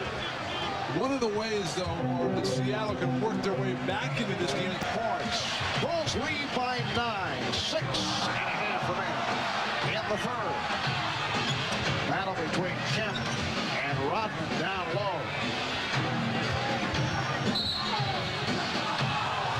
Stay right here, says Bennett Salvatore, as the foul is called It's on Rodman. That is his third. And a good battle it was for a long stretch of time. Both players working very hard for position. And I think a good job of officiating, letting the big men bang around in there until finally the little touch foul is called. Well, Kemp is now 9 of 11 at the line. This a Seattle team that won 64-18 in the regular season, best record in the West, winningest team in the history of the Sonics franchise. Game series, and for the Sonics, the first trip to the NBA Finals since they won the championship back in 1979. A team that featured Gus Williams and Dennis Johnson and Jack Sickler, Fred Downtown, Brown, Paul Silas. Team coached by Lenny Wilkins, it seems, in a previous life. Good play. Off the good lead pass, and the Bulls now lead by 9. Beautiful feed by Dennis Rodman on penetration. He is becoming an offensive force again.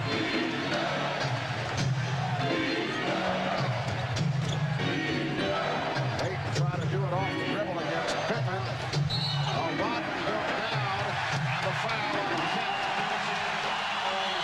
That's his fourth. Again, the size differential, the guys darting up over the top of Payton. He's unable to get anything done. And then so little creativity. Sean Kemp throwing Rodman to the ground. Seattle not showing an ability to interestingly get the ball to Sean Kemp in the low post area. Here's Steve Kerr. This came on from Michael Jordan.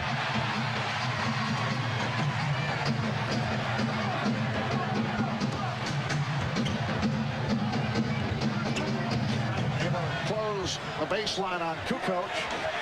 Mismatch with Pippen against Payton. And Payton able to get to it on the scramble. The way that Chicago forces Seattle to make Payton give it up and have Kemp bring the ball up.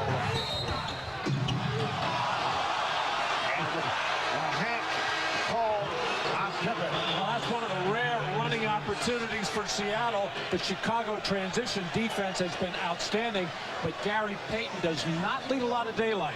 He can get into the lane, and that's what he can create for the Hersey Hawkins and the Detlef Schrempf and the Sam Perkins. But Jordan 6 of 15, 20 points in all, and 12 of those 20 in the second quarter. Mark, this is a real big gamble for George Karl right now. Even Sean Kemp in with 4 fouls. There is a ton of time left in this game. Sean Kemp is very susceptible to picking up bundles of fouls. Rodman went into Kukoc up front, Pippen and Kerr in the backcourt. Kerr with the floater. And Schrempf rebounds. 4.5 remaining. Third quarter. Gary Payton's giving the ball up too quick.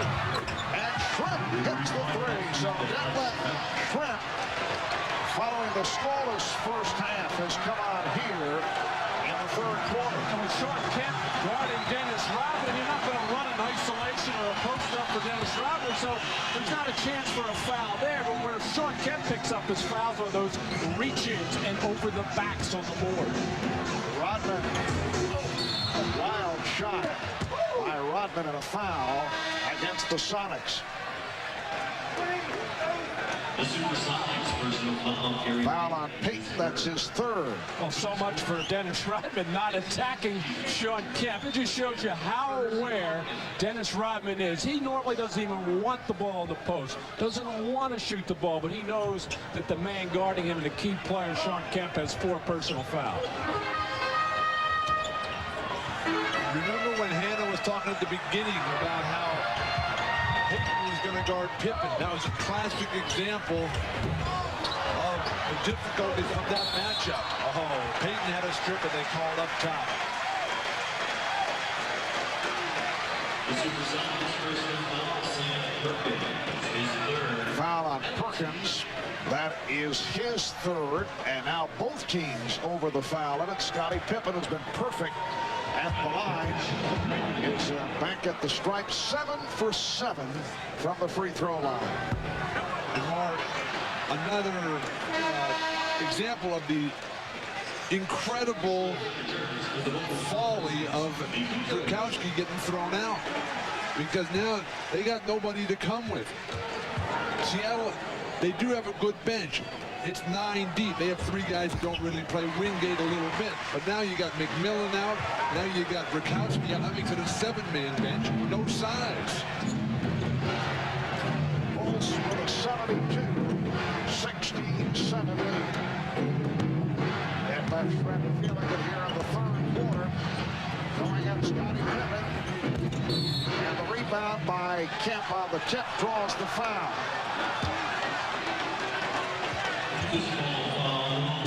It has been a parade to the free throw line of the second and third quarters. Dennis Rodman collects number 4. Well, during the Utah series, when Shawn Kemp was getting into foul trouble early in that series, people were saying, you've got to cut down on your aggressiveness. You're getting in foul trouble. You're hurting your team. He said, I can't play that way. I'm not going to play that way. I play hard all the time and then let somebody else worry about the fouls. And we saw an example of it there, battling on the offensive glass, not worrying about adding 4 fouls, just playing hard. Well, Kemp, a 74% free throw shooter during the regular season, 12 of 14 at the line. Remember, 10 of 11 in Game 7 against Utah. 3-point Chicago lead. They've led by as many as 11. It's a real solid combination for Seattle right now. Shot clock down to 4. Pippen. Well, the Bulls have hit a drought here in the closing minutes of the third quarter.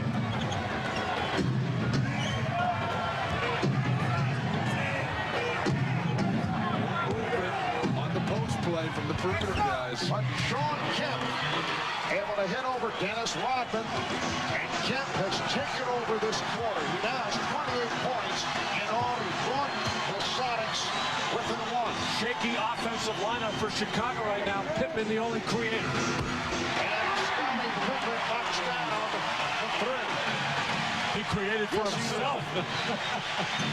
Bulls by 4. Pippen with 21. But what a terrible pass by Detlef Schrempf. It's so soft. Shawn Kemp waited 5 seconds for that play. The foul on Rodman, so that is 5 on Dennis Rodman with 2:32 remaining in the third quarter. A timeout is taken. It's the Bulls 75, the Sonics 71. In trouble with 5 personal fouls, and he is upset. We've talked with Dennis about his intense desire.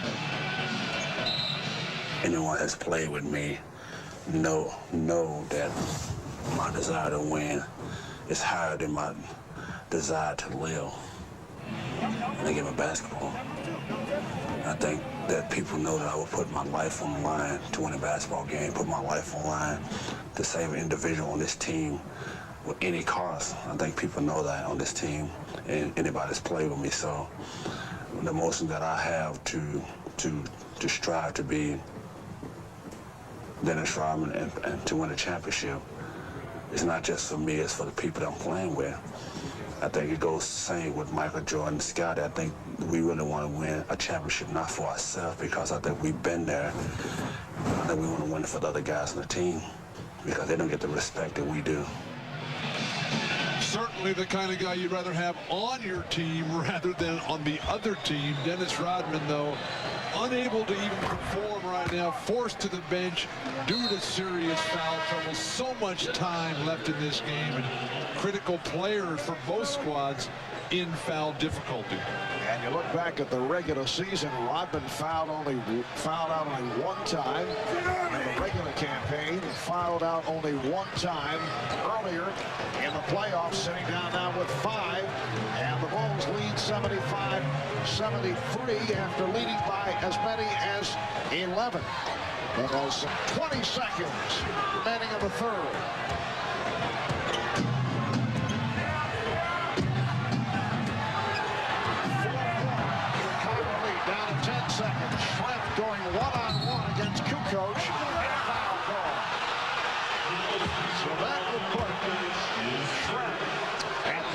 for 2.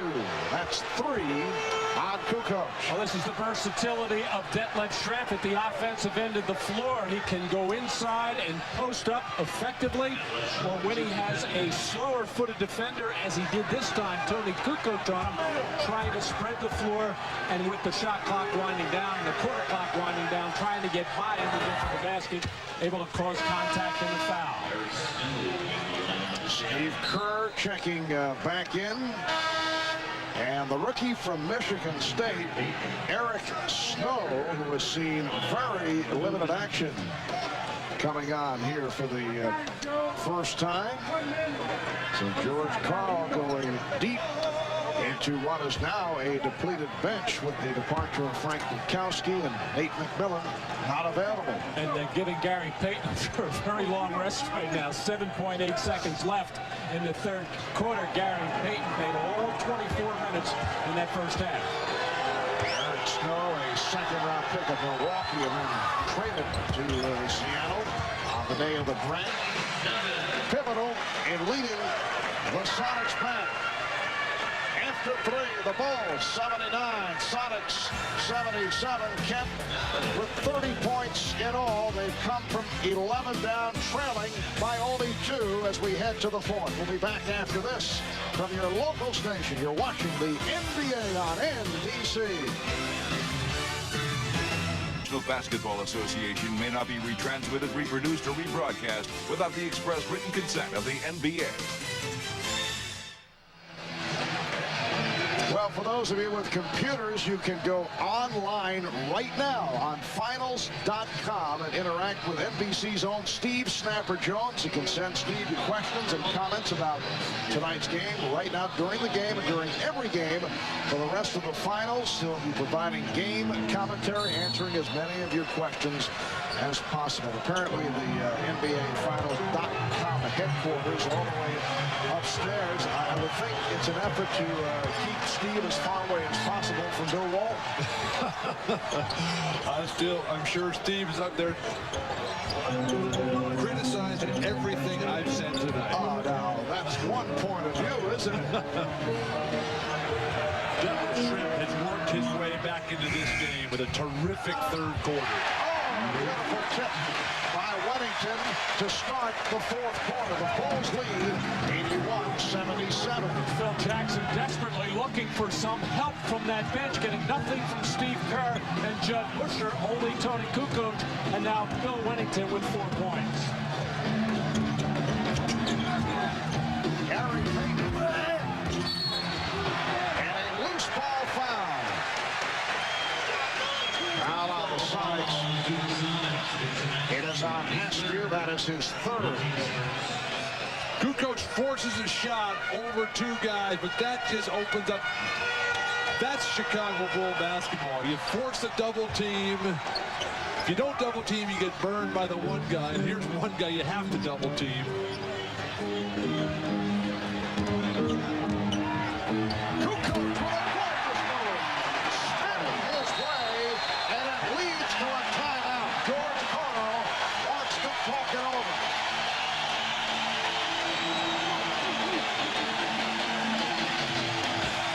You don't double team, Detlef Schrempf unable to just do anything against Tony Kukoc, finally having his way at the basket.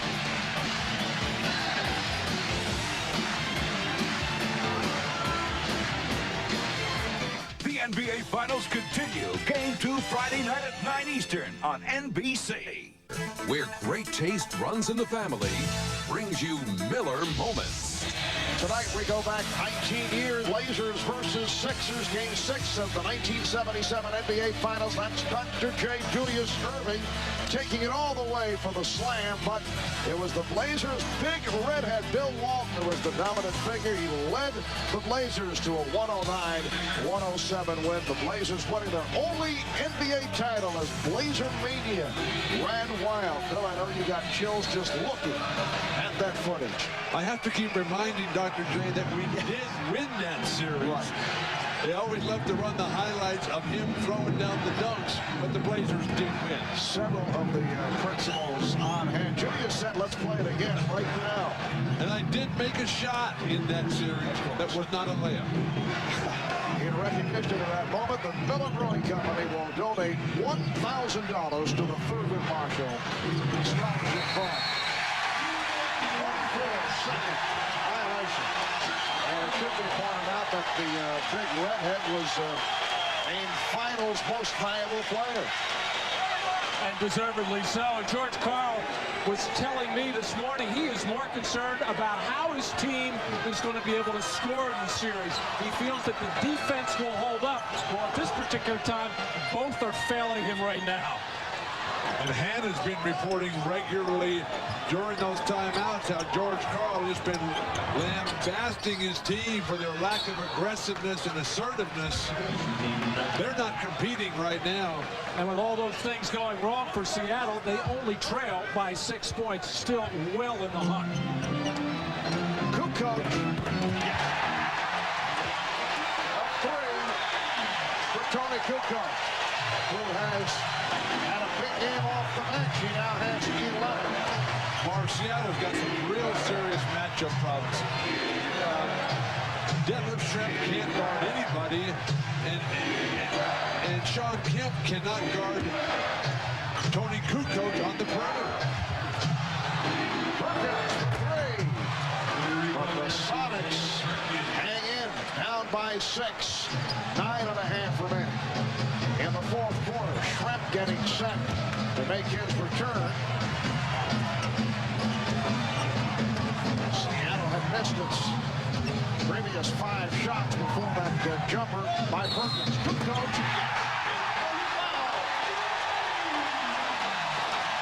A potential 4-point play. Well, Hannah Storm had told us in the last timeout that George Karl warned his team Michael Jordan is going to take over. Well, right now, it's Tony Kukoc taking over. 2 3-pointers and a little while ago, a beautiful move inside, but Tony Kukoc is feeling it. His jumper has been absent throughout the whole playoff. 3 for 36 coming into this one, and maybe this 9-day layoff, Tony Kukoc found his jumper.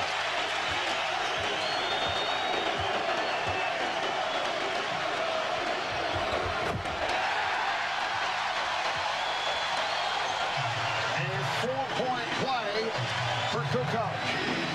And the Bulls now lead by 10. And Chicago continues to make it so difficult for Peyton and Seattle to get into anything early in their offense. Michael Jordan battling to come up with the rebound. 3 minutes gone by in the fourth. Looks like the Bulls want to get the ball to Kukoc, the man with the hot hands. Well, Jordan tried to get it down low, intended for Pippen.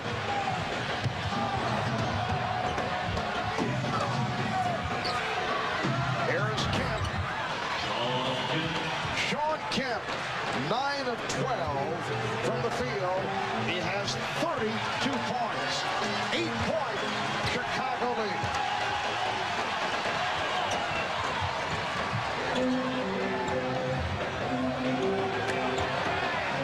Longley getting position on Perkins. Shot clock at a 5. Longley. Seattle standing around watching. Well, nice play by Peyton, and he's fouled by Pippen. That is 2 on Pippen.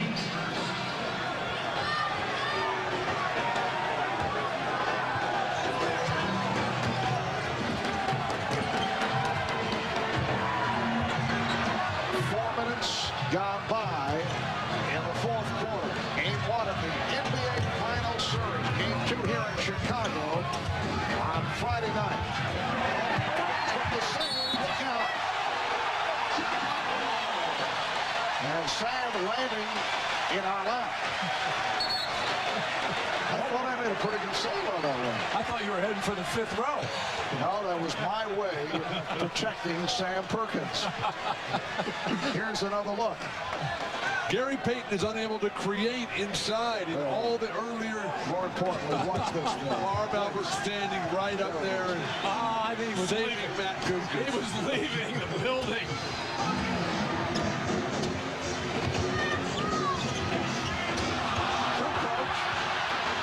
The crowd looking for the foul on Trent. And that will put Kukoc back at the line.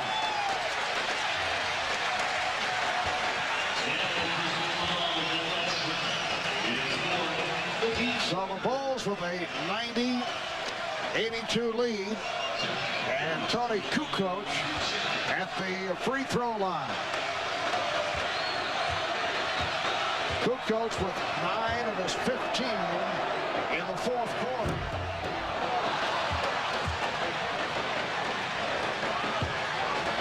The Chicago Bulls going 72-10 in the regular season, best record in the history of the NBA in the playoffs.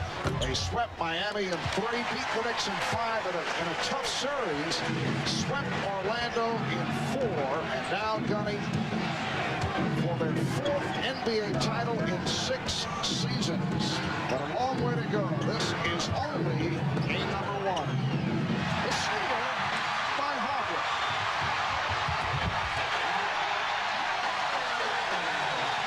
And the Sonics call for time.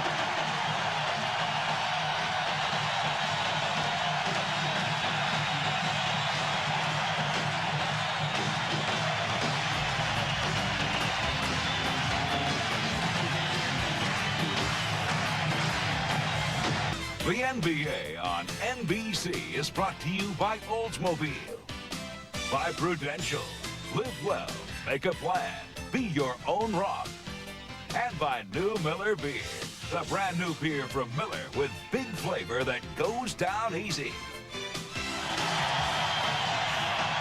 Back in Chicago, Marv Albert, Matt Dukas, Bill Walton, Bob Rashad, Hannah Storm, Gary Payton with a quiet ball game. Michael Jordan, a quiet second half. Look at the overall numbers.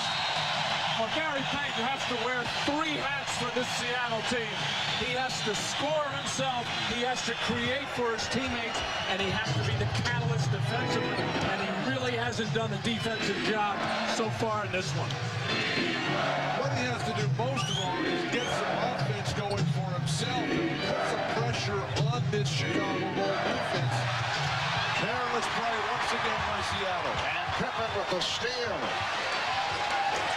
Bulls with a 93-82 lead, breaking it open once again here in the 4th quarter. Luke Longley rebounded by Scottie Pippen. Pippen with 3 steals. We saw the numbers on Michael Jordan, who's been quiet in the second half. Kukoc and Harper keeps it alive. But the rest of the Bulls have done it. Scottie Pippen has turned it around in the second half. Tony Kukoc with a terrific job. Perkins stealing from Jordan. And you know, although Sam is not showing, that's one of his career highlights. We'll never let him forget that. Oh, that's one that will be shown time and time again. Nice move, Gary Payton with 9 points. And the Bulls now lead 93-84. And that's the post move that Gary Payton was so successful against John Stockton and the Utah Jazz, but against the taller guards of Chicago, unable to get down there as much as I'm sure he'd like to. Just under 6 minutes remaining in the 4th. Oh, picked off by Kemp. And here's Payton. Well, Longley had that pass telegraphed, and Phil Jackson is very upset. Well, Chicago has been so sharp with the basketball throughout this ballgame, taking care of it. 6'11", Sam Perkins taking it away from the best player on the planet, Michael Jordan. And there's that post move by Gary Payton. and Luke Longley just throwing a terrible pass as Gary Payton will finish off this play from Shawn Kemp.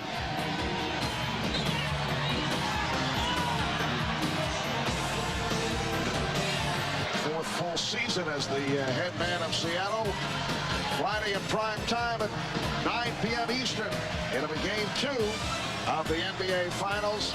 We'll be back here at the United Center as the Sonics go up against the Bulls once again. That'll be Friday at 9 Eastern, 6 p.m. Pacific, right here on NBC. Michael Jordan very quiet in the second half. Only 4 of his 22 points coming in this second half.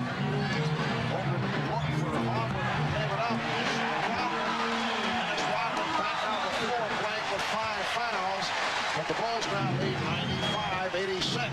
And we see that special ball movement that the Bulls have been so noted for all season. Kukoc and Rodman, vice versa. Everybody getting involved right now. Gary Payton just can't finish at the basket area. Too much size, too much athletic ability for Chicago. Kukoc from Jordan. 18 for Tony Kukoc. That's a big reason why Michael has not had to assert himself offensively. Tony Kukoc has picked it up. 12 of his 18 here before. Harper's had an outstanding night with the steal. And George Karl wants to talk it over.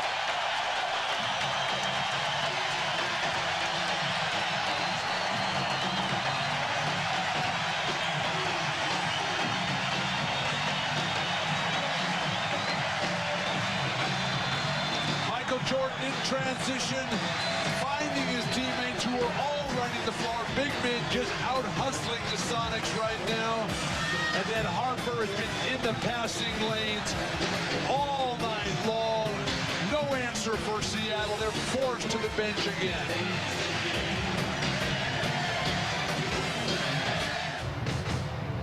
We said at the start it was important for Shawn Kemp and Michael Jordan to get their respective teams off to a good start, and they did just that. Kemp led the Sonics with 18 first-half points in a close battle. Jordan had 18 of his own, and the Bulls went by 5 at the half. Third quarter, more Kemp, 12 more points for game-high 30 after 3, but in the fourth, Ron Harper and Tony Kukoc combining. Ron Harper with a terrific game. 15 points, 7 assists, and Tony Kukoc with 12 of his 18 in the fourth. One of the toughest things for Seattle is that they don't move when they don't have the ball. Last touch by Longley, trying to save it. Well, the Bulls have taken over in the fourth quarter. They have outscored Seattle 20-9, and Jordan and Pippen have not scored here in the fourth quarter. Chicago 8 of 12 from the field in this fourth quarter, and the foul on Pippen is third. Well, Michael Jordan is going to do what he has to do. In the first half, as his teammates were a little slow to get involved, other than Luke Longley and Scottie Pippen, Michael carried the ball.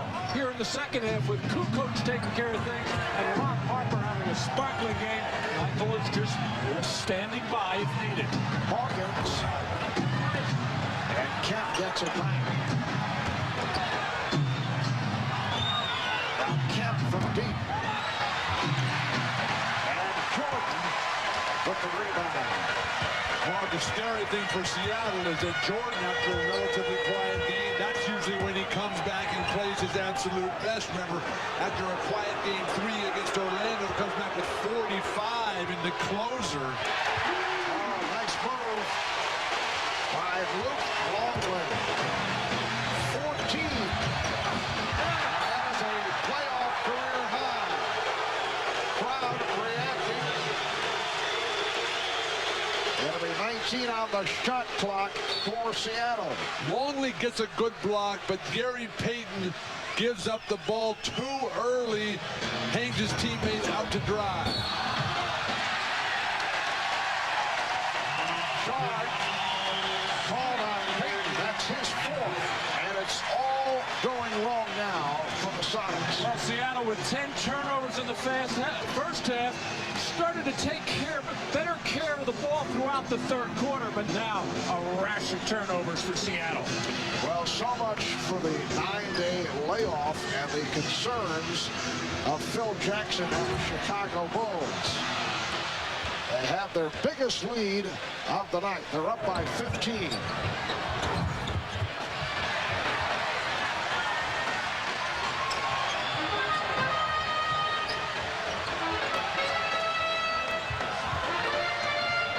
Just under 3 remaining, fourth quarter. Open shot for Hopper, but came up with air. And here is Payton. So the Bulls now lead 101-88. Very difficult for Seattle to come back against this kind of lead. They don't have really anybody right now who's able to take the game over completely. Now, Sean Kemp has been hot throughout, but they haven't been able to capitalize on that, and Gary Payton has struggled offensively. Oh, Michael Jordan with the high arcing jump shot, and then had something to say to the Seattle bench. Looked right down at Vince and asked, he said, "I'm pretty good." Yes. And we are down to 2 minutes remaining in the fourth. Scotty Pippen has had a lost game in the game. Not gigantic numbers in their area. Terrific defense on Detlef Schrempf, clogging the lane, making the plays when needed. A solid performance from Scotty Pippen. Long lead. Look out, Rodman just went down. Joe Crawford taking a long look.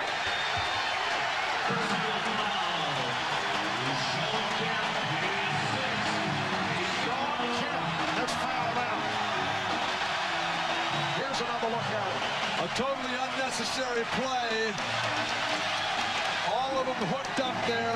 Frustration by Sean Kemp. Just let that one go. You got to play above the antics of Dennis Rodman, who incites that type of behavior and loves it all the way. Oh, absolutely. Actually, I think Sean Kemp pushed him on his wrist, and he went sprawling like the building fell on him. Saw the final numbers on Kemp. 32 points, 9 of 14 shooting, 7 rebounds in 40 minutes. Oh, look out, Hopper and Payton. And the collision, Payton was going for the steal. That's 5 on Payton.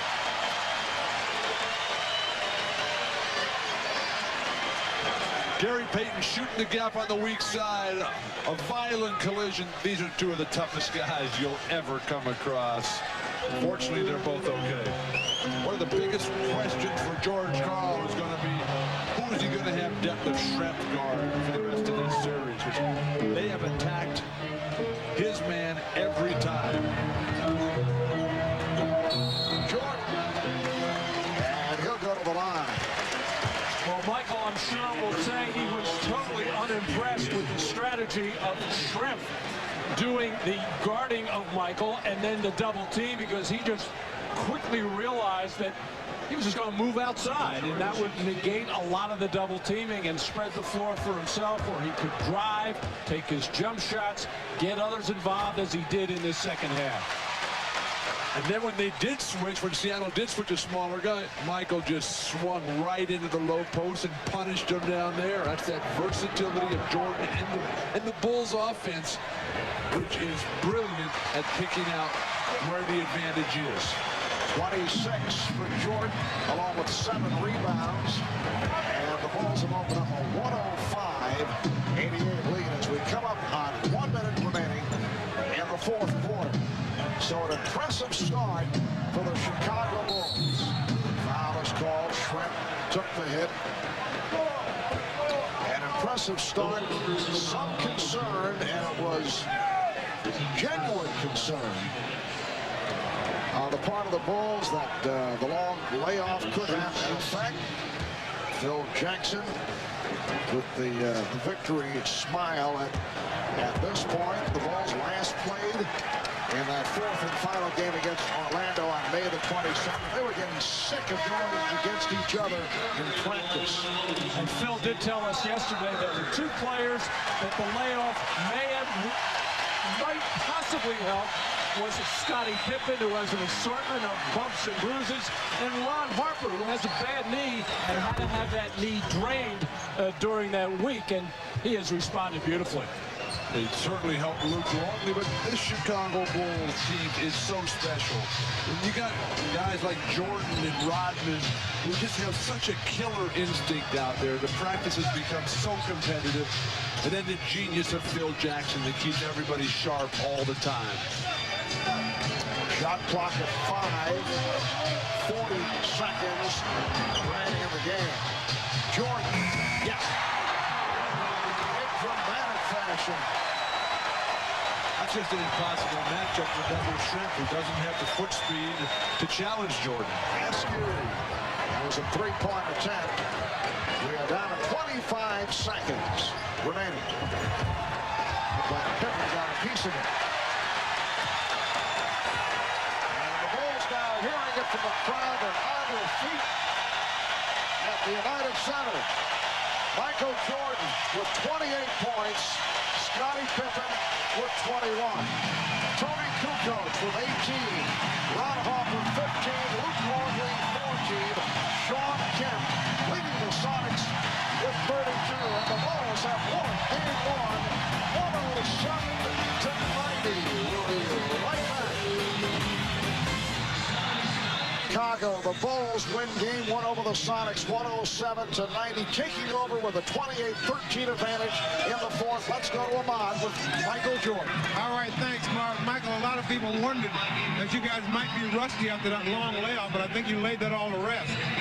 Well, physically, I think we ran well. I think we just was out of sync a little bit offensively, and you know that's natural for having 8 days off. I think the guys really had the determination to come out and run hard and play hard. We played very hard defensively. You got to give us credit, and you know Ron Harper did a heck of a job on Gary Payton, and you know he created a lot of breaks for us down the stretch. Glad to get this thing going. Yeah, glad to get it going. All right, thanks, Michael. All right, let's go back to you, Marv. All right, Ahmad, and Michael got it going with 28 to lead the way for Chicago, but good balanced scoring by the Bulls. Seattle only 5 of 18, just 13 points in the fourth. Again, the final score, Bulls 107, and the Sonics 90 from Matt Gukas, Bill Walton, Ahmad Rashad, Hannah Storm, and Bob Costas. I'm Marv Albert saying so long from the United Center in Chicago. Game 2 coming up Friday night right here on NBC starting at 9 o'clock Eastern Time. That'll be Game 2 of the best of 7, the Bulls and the Sonics on Friday. You've been watching the NBA on NBC.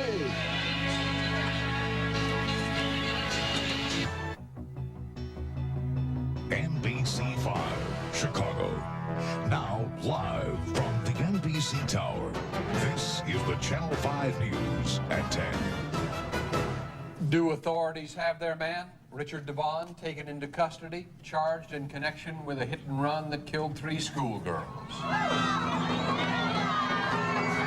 A royal welcome for the Princess of Wales as she arrives tonight for a black tie gala at the Field Museum. And basketball's would-be royalty battles for the NBA crown. The Bulls and the Sonics in Game 1 of the finals. Good evening, I'm Ron Majors. And I'm Carol Marine. 1 down, 3 to go on a night when Chicago welcomes royalty. The Bulls take the first step towards their own crowning moment. John Kelly is live at the United Center. John? Thank you very much, Carol. And tonight the Bulls get the job done. I am joined by Dick Versace and Dixie. The Bulls, 9 days off. They did look a little rusty at the beginning. Seattle comes out and proves they didn't win the West by accident, but in the end the Bulls just cranked it up in that fourth quarter. Well, you know, it was a little period of time in the fourth quarter when they denied what I call the A to B pass. That's that simple little perimeter pass from the point to the wing or from the wing back to the point. They denied 2 or 3 of those, got breakaways, broke the game open. Absolutely, and the Bulls, well, they end up winning this one by a fairly hefty margin, but I think Seattle made a point to a lot of people, including the Bulls, that they didn't just come here just to show up and get beat around. But once again, the Bulls lead the series 1-0-0, and without a further ado, let's take a look at Game 1 highlights. And right off the top, Dennis Rodman steals the show and comes up with that funky new tribal graffiti all early. Now Sam Perkins later on, he will finish off this break. He sets, stops, pops, drills a three-pointer, part of a 19-6 run. The Sonics in control there. But Frank Burkowski comes in and lives up to his name, picks on Dennis Rodman for a little while. Later on, Burkowski gets a technical, and he gets tossed on out of there. We'll have more on that later. Now, in the second half, MJ so smooth, dancing like Fred Astaire. Jordan 18 points in that first half. The Bulls are up at the break. In the second half, Dennis plays assist man to Tony. That's a beautiful thing. 71-62 Bulls. Sonics hang tough. Detlef Schrempf, the three-pointer. That cuts the lead down to 4. And then it's Sean Kemp. He was tough all night. Battles and wins with Rodman there. It's a 1-point game, 72-71 Bulls still up. Now it's more Tony. He backs in for the high percentage shot, and the Bulls begin to pull it away.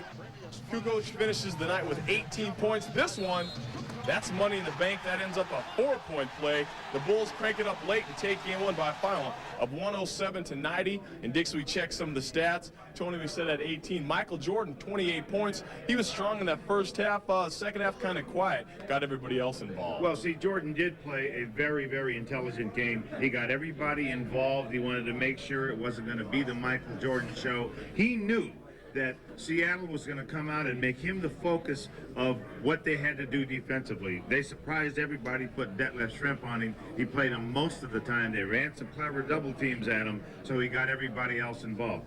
Good thinking. Decent start for the Chicago Bulls. I think the biggest mistake they made tonight was not getting out in time to hear Anita Baker sing that national anthem. Once again, the Bulls, they are up 1-0. We'll hang out here and get some post-game. Right now, let's send it back to Ron.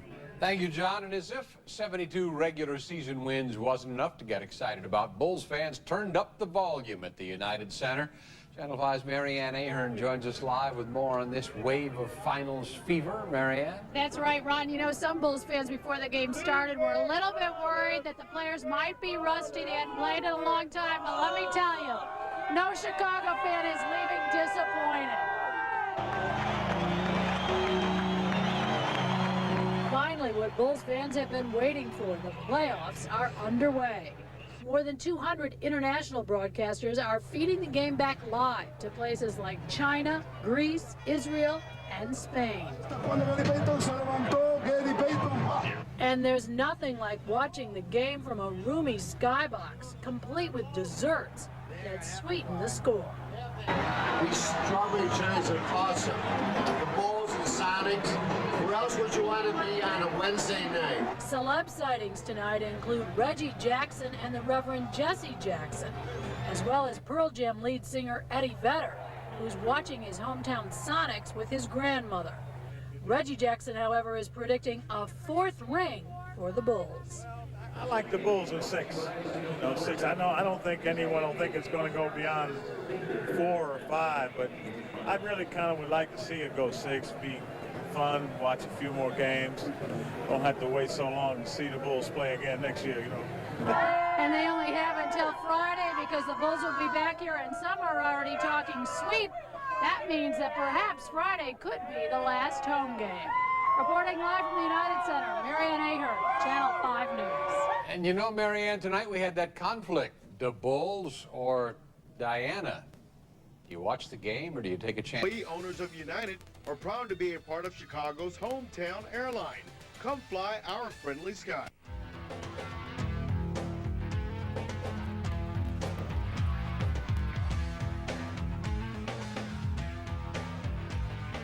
Seattle has got some capabilities of making it a very interesting series, and not a sure thing for Chicago. I think Phil is fortunate that he's got the type of people he has, because you know everybody's saying it's a lock, but I think they all know they've got to come out and really play tough against Seattle.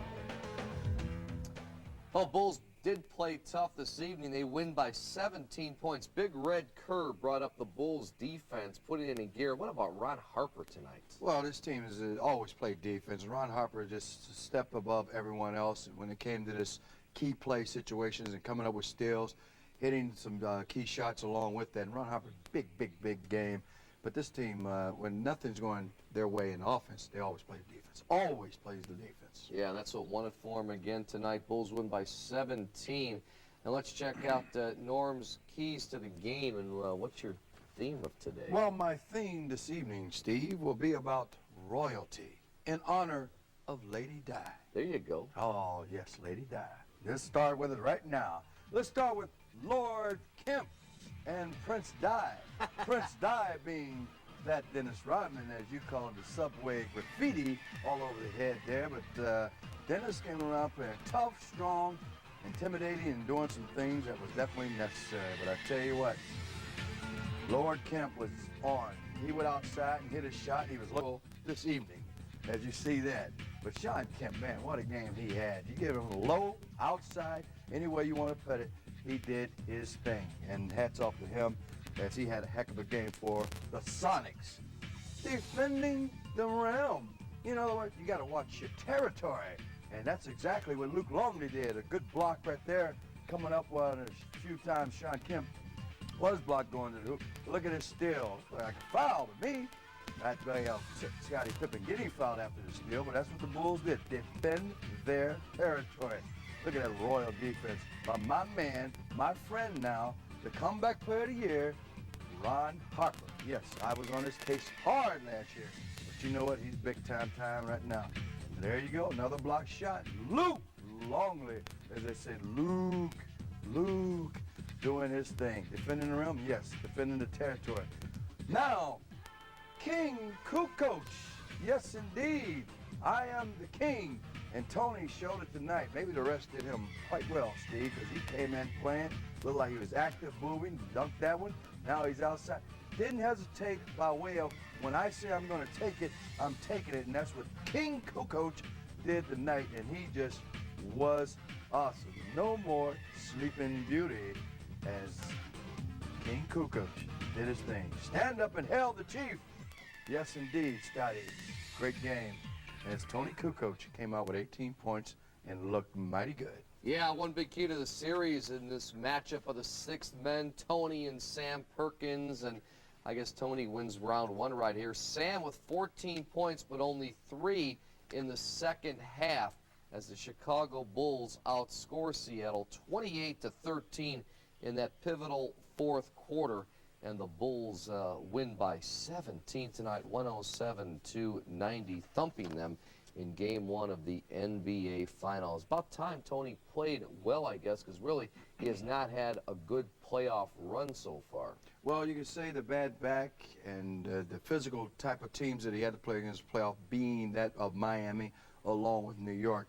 And Tony, in my opinion, never has played well against very physical teams. But tonight, I don't think Seattle's as physical, even though they play a nice, hard play of basketball. But Tony had no hesitation to take shots, post slow, go to the hoop, and all the things he needed to do in the earlier series. But however, was glad to have him back. Hope he stays there and keeps steady because he has another dimension to this game and to this team that is well needed against Seattle, who's very athletic and can do a lot of things versatily. So I want to ask you about that key stat of Bulls outscoring Seattle 28-13 in the fourth quarter. Is that possibly because Seattle is tired after playing 7 games against Utah and only 2 days of rest? Well, I like to say the combination of being tired. Let's give them some credit or some, respect for doing that at the same time against Utah. But the Bulls defense always dominates down the stretch run. Bulls did this to the Knicks. They did it to Miami with Alonzo Mourning in the group. Get down to the fourth quarter with the conditioning this team is in, to Vermeil, that's to you, buddy. This team will always play defense, and it takes its toll in the fourth quarter. It is a 48-minute game, and when you play 44 minutes, 46 minutes, around that 40-minute, you will get the defense taking its toll, and that's when the Bulls will kill you. Chicago Bulls now 12-1 in the 1996 NBA playoffs. Really amazing. We talked about the play of Luke Longley tonight and some of Norm's keys to the game. And here's what Luke did. Unfortunately, Luke only had 2 points in the second half. He had 12 first half points, only 2 in the second half, and 4 rebounds, 1 block. They talked about in the papers, Luke may not play all that much because although he's the tallest guy on the court, he's not as quick as some of these guys on Seattle. But that's not a bad game for him. It means nothing, but let me tell you something. He opened the whole system of the Bulls getting outside shots with the inside game. You remember how he used to feed Cartwright? You give it to him, try to establish something early down low. Well, Luke scoring low early opened it up for the outside shots with the Bulls hit early. Even though the Bulls start missing some of those outside shots, let me tell you something. Luke's points inside, or his ability, or his willing to go to the hoop and the Bulls feeding him, definitely open it up for the Bulls to get outside and run that triangle. He may not be used the whole game, but let me tell you, his presence in running that triangle is very, very important because he does it better than any other center. All right, we're going to take a short break. Still more coming up on the Bulls post-game show, hoping that they break their locker room soon because we're going to hear from the podium and also inside both locker rooms. Stay with us, folks. Again, Bulls 107, Seattle 90 tonight, 28 for MJ. The Bulls postgame is brought to you in part by Payne Weber. When you invest with Payne Weber, you invest with more intelligence. And by United. The employee owners of United are proud to be a part of Chicago's hometown airline. Come fly our friendly sky. We both talked about it for years. Opening your own business, moving someplace where you can actually watch your kids grow up. But I'm still here, and she's there. I thought I was doing pretty well. I've got a solid portfolio. She must be doing better than that. What does she have that I don't have? Payne Weber. Invest with more intelligence. I'll trade you this Michael. I'll trade you Saul Bello for Bertrand Russell. Oh, you have a Saul Bello? Yep. Did you guys know Enrico Fermi won the Nobel for discovering radioactive elements? Duh! Here he comes! Chicago has had more Nobel Prize winners than any other city. Could it be because we're so well-traveled? United. Hometown airline to one smart town. Any advice, sir? See the world, kid. Keep studying those algorithms. Come fly our friendly skies. At a time when your family is growing and your income seems to be shrinking, the price of some family sedans is getting out of reach. But there is one car you can trust. Introducing the 96 Lumina. With standard features like automatic, air conditioning, and power locks, you can feel comfortable in it. With dual airbags and front and rear crush zones, you can feel safe in it. And for over $2,000 less than Ford Taurus GL, you can actually afford it. The 1996 Lumina. A car your family can trust. That's genuine Chevrolet. Here's Bulls head coach Phil Jackson meeting the media. Michael out early in the third quarter to give him a rest so that we'd have that energy in the fourth. And I thought that was the important time in the first, actually it was 2 minutes of the fourth quarter when we came in and we scored immediately and got a little lead and started stepping it up defensively. What made you decide? Well, you know, we kept searching for matchups tonight, and with Longley and Dennis in foul trouble, we had to keep adjusting our matchups, using Tony either at a power forward position or small forward, and Bushler coming off the bench also to fill in behind. Harper got a little bit of trouble the first half, and he had to come out of the game even though he was playing well. Ron has not been able to practice a lot during this off time because of an injury, and so we kind of had to nurse him through, and he came out and gave us a real good second half behind that. Well, they threw Shrimp at Michael, and Detlef has played him before. We were not surprised by that, and we thought he did a nice job on it, but that's kind of the way we wanted to feel it out anyway in this first game. So how was this team compared to where you left off? Well, I thought we were, obviously did not shoot well in the first half. We got plenty of shots. We got open shots. Our three-point shooting was there. We didn't hit our three-point shots. but that was okay. I felt it was good for us to get the energy offensively that we had to have, because that's where you're going to fall out of sync. First of all is in the offense, your coordinated rhythm, particularly in an offense that we run. So we weren't surprised by that.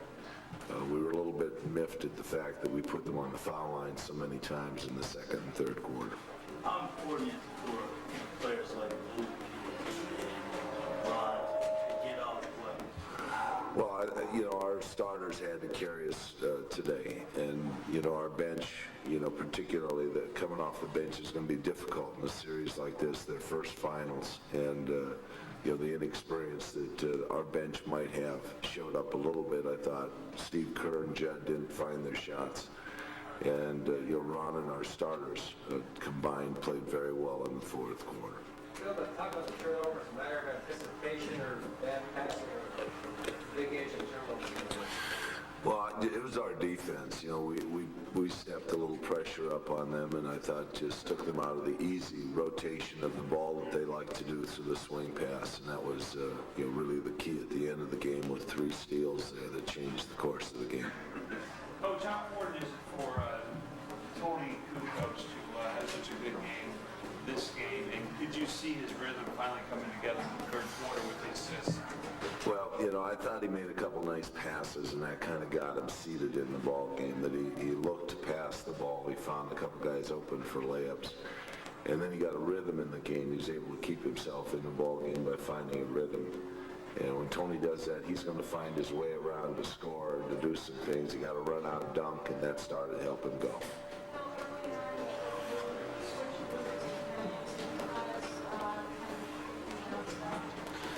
Well, we thought that the big body that Luke can provide at least will be a good bump for Sean, and he had a very good game tonight, and we knew that we'd have to adjust as we went through the game. We didn't want to get Dennis in foul trouble early in the game, and I thought that he did get in foul trouble regardless. Both of them did, and Luke was able to just stay in front of him and keep his body on him at least to provide us some support out there.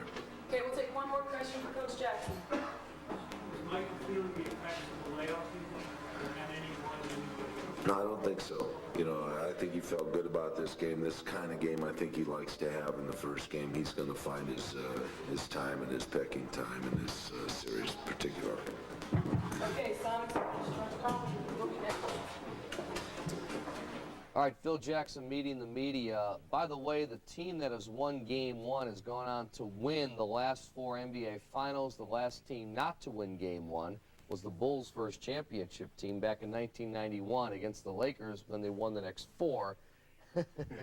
Let's go back to the United Center. George Karl, the Seattle coach, now meeting the media. They weren't too cute. I'll just take questions. What happened in the fourth quarter, Coach? What did they do to turn people scoring? I'm sorry? What did they do to score? They play, they have a great tendency as the game goes on to build their pressure. They have a knack to get more aggressive as the game goes on, and we got more tentative and less aggressive, and they won that battle of aggressiveness big time, mostly because of our turnovers, mostly because of I didn't think we were very aggressive, a little bit because Sean had some foul trouble and we had to take him out of the game, and that was really our big hot button going in the game. And they play with a great deal of confidence when their defense is hot. And in the fourth quarter, it got hot, and we didn't react real well. But there's a lot of good stuff for us out there. We played three quarters of ball. I still didn't think we were playing great basketball during the game. And I like some of the stuff out there, and I think we're in the beginning of the learning process. And every game, if we can learn something about the Bulls that help us further on, we will get to into a comfort zone that will be very competitive. I thought tonight we were very competitive for 3 quarters, but great team, great court. They won this one. We'll learn if we get better. It'll be fun on whenever we play next. George, once school coach in that first three, were you a little concerned that you might be coming out of that slump and just have one shot? Well, his 7 points there were huge. I mean, we had the confidence in the game at that time, and he makes those 7 points. I think it goes from 2 to 9 in those two or three possessions. He gets into a running game a little bit, and then we throw the ball away, and we lose our confidence in the game, and maybe we ran out of gas a little bit. You know, Gary played a lot of minutes, and Sean played a lot of minutes. And without having Nate, it puts a lot of pressure on a lot of our guys to play minutes where we're probably more used to more guys playing more minutes.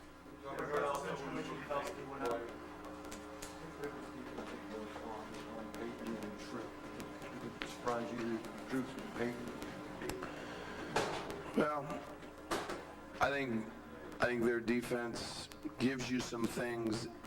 One being you got to finish some shots in the paint going to the rim. And we didn't get that done very much tonight. I think penetration is something that we're going to have to look at being better at. I think we got to be patient against their pressure. You're not going to score probably in the first 15, 16 seconds in the game, but of the shot clock. But as the shot clock wears on, have patience and keep moving the ball, keep going to second and third options. And it's actually better against the Bulls to run the shot clock out than it is to throw the ball away. Because when you throw the ball away, they turn it into points. If you just run the shot clock out, then you get to set your defense and play that way.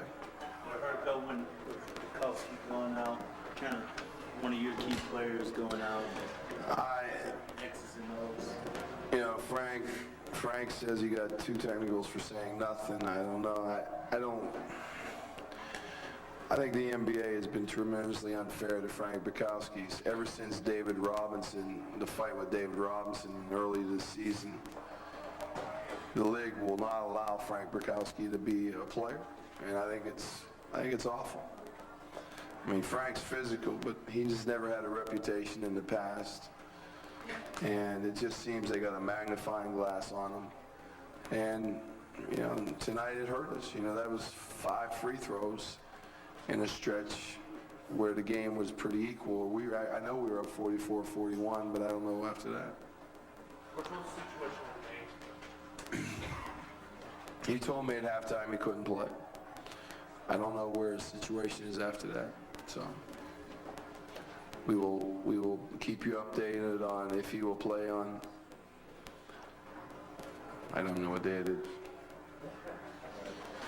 Friday.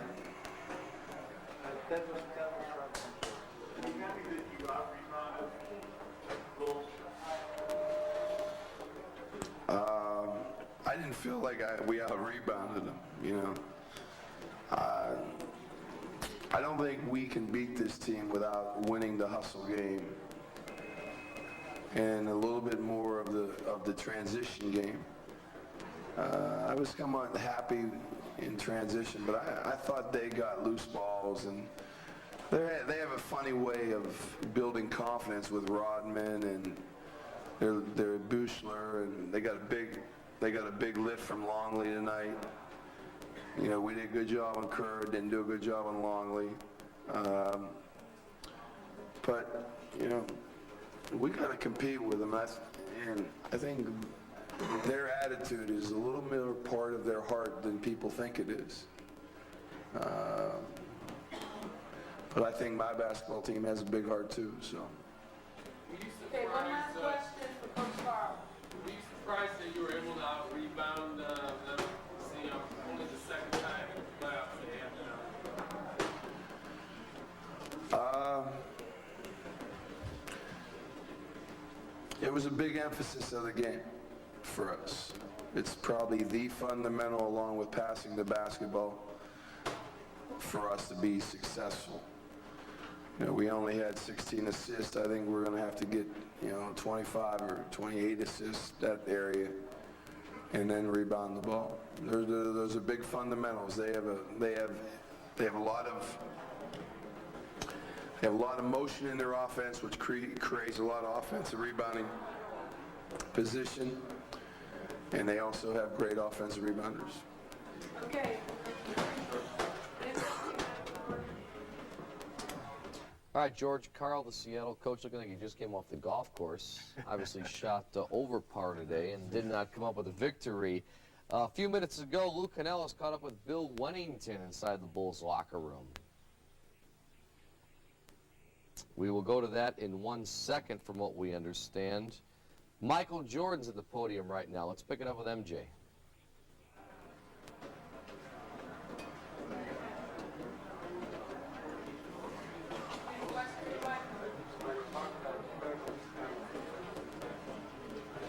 Scotty's?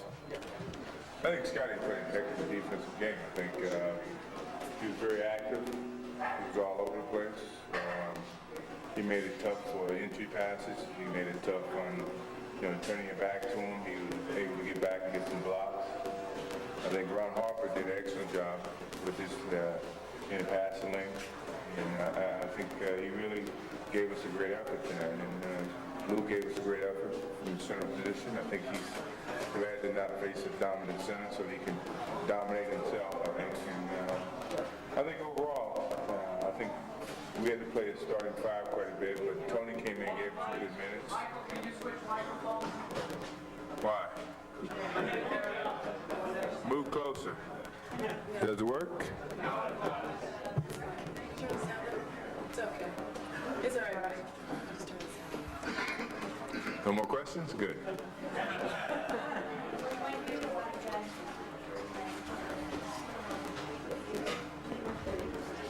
Yeah, I anticipate them throwing a lot of people at me. I think that's their way of making other players step up and hurt them. And I think we proved that the players could step up, and I think they're gonna have to make adjustments from that. I'm pretty sure they're gonna stay focused, but as myself, I have to be patient. Try to force the issue, move the ball around to the open people, and hopefully we could capitalize on their double teams. And I'm anticipating seeing quite a few more people. I think Nick McMillan didn't really play that much, and I feel he's going to come back and play a little bit in the next game. But I think we're ready to face any type of defense. I think we have faced pretty much every type of defense. Michael, can you talk about Tony's significance in the game? Yeah, as you know, Tony's been struggling here in the playoffs, where you can perform, and hopefully you can find the flow of the game. And he came in and gave us some really big minutes at a crucial time. Was it a plan to try to work into Lockley early in the game, get him involved? No, it's just a matter of getting into an offensive set. And Luke seemed to be more aggressive tonight, and we got him the ball, and he became a threat for us. And I think that's important for us and important for him. Whatever he can give us and get some of their big guys in the foul trouble would be great. Michael, when Kim got his fourth foul, you think he's going to... Didn't have an opportunity to get to him, and he played with a lot of care, and he didn't really make any dumb mistakes. And so you have to give him credit for leaving him in there. They tire you out a little bit, throwing a lot of bodies at you. Shots I know will come short a little bit. No, I got tired at one moment in the second quarter, but for the most part, I felt good. My win felt good, and I think, when you miss 8 days, you were probably worried about the win. But I think field practices where we did a lot of running, and the thing that was missing, I don't think was our win, was our continuity offensively. Defensively, I think we were pretty in sync, and we were very active. So I think offensively we were a little bit out of sync. Okay, we'll just take a couple more questions. Excuse me? Double technical between you and Peyton, what was that about? I think that was a jump into a conclusion from a referee. I think, Peyton was saying something about the physical play, but I'm telling him just play. This is how you play in the finals. So it wasn't really any confrontation, on my part anyway. And, I felt they wanted to control the situation, felt it was out of hand, but it really wasn't.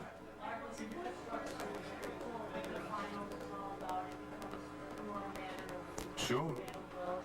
In the fourth quarter is the desire, execution, solid defense, maintaining the pressure, putting on the pressure, and you have to succumb to some of that pressure. Sometimes, they succumbed to the pressure tonight, and we were able to, build from that, and hopefully we can continue to do that, especially in the fourth quarter. Okay, one last question for Michael.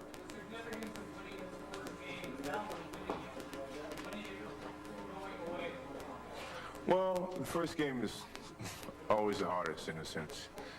You never really had a good feel. I don't think we had a good feel for this team until the first game. Now we can go back and make adjustments. We see how they're matching up. I'm pretty sure they're going to try to change certain things, but at least we have something to look at and try to get ourselves prepared. Before that, we really didn't have anything to prepare on, and I think the game one to win it and know you didn't play great offensively but play great defensively, it's a plus, and hopefully we can build upon this. Okay, Sam Perkins will be up next. Thank you.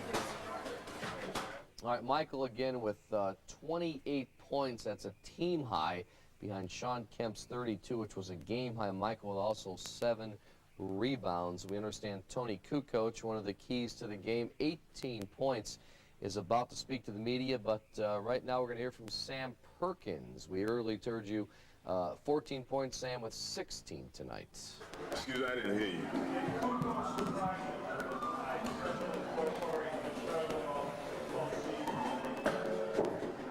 Well, I wouldn't know anything about him struggling, but I mean, Kukoc is a very good player. So with that in mind, he steps up, he does what he has to do, and he takes what teams give him. So we just didn't play to our game plan, and we uncharacteristically turned the ball over, which resulted into many points for them. Do you think you guys had a chance to come and steal one? I know the last time we were in the finals, playing the Lakers, you hit game-winning shot, game one. Does any of that come to focus at all? Well, I mean, that's a whole different era, a whole other time. But, with this team, with all the things against us, I mean, we felt that we could win this game, but we stayed close. But now we have to realize that we have to play to win instead of trying just to stay subpar. There's no way to play to look good. You have to play regardless, whether you miss shots and that's the thing that we have to keep focus on, that if we miss shots or do anything uncharacter from our game, it's always come back with our defense and try to do it again. So this time we let this game get away and they capitalize on everything that we didn't do. What was the mood in the locker room like? All the guys, what's the players? Well, the mood was cool. I mean, it was. We knew that we didn't play well to win. Well, against Chicago, you have to take care of the ball. You have to execute. You have to go after and stay aggressive. For the most part, we were aggressive, but those turnovers were costly, and towards the end, miscommunication, and you just can't have that. So, being that game one is out the way, we'll go back and see what we didn't do to adjust.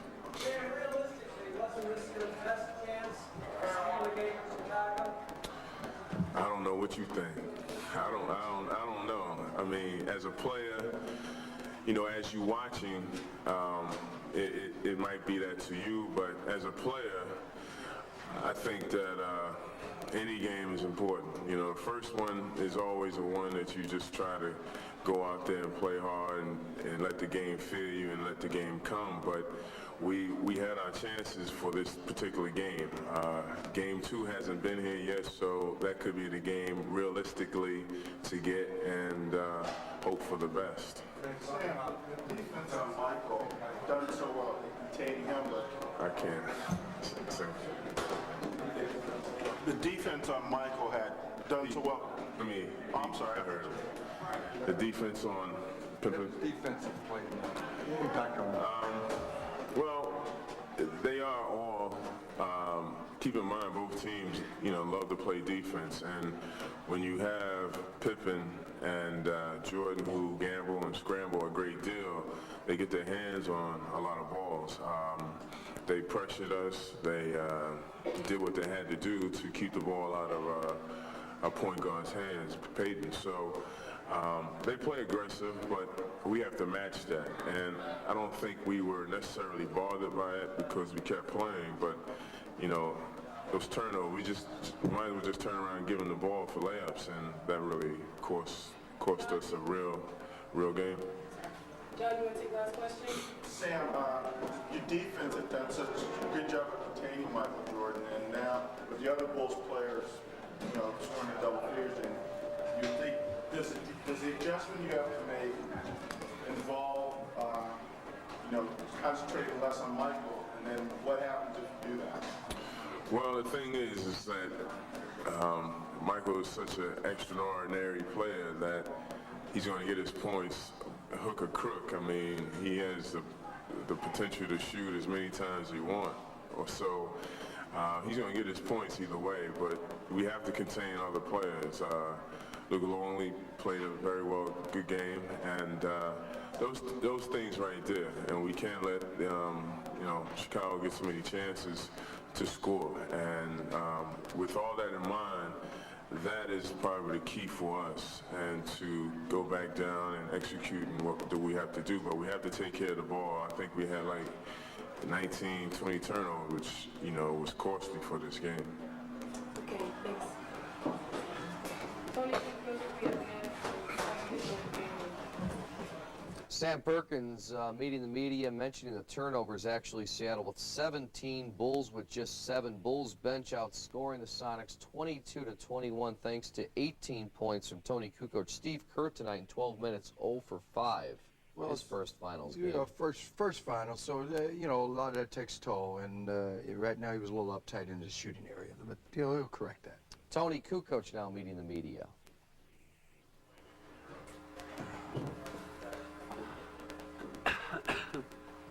The atmosphere is pretty much the same. Full gym, the same thing. It's just the difference in between European basketball and the NBA.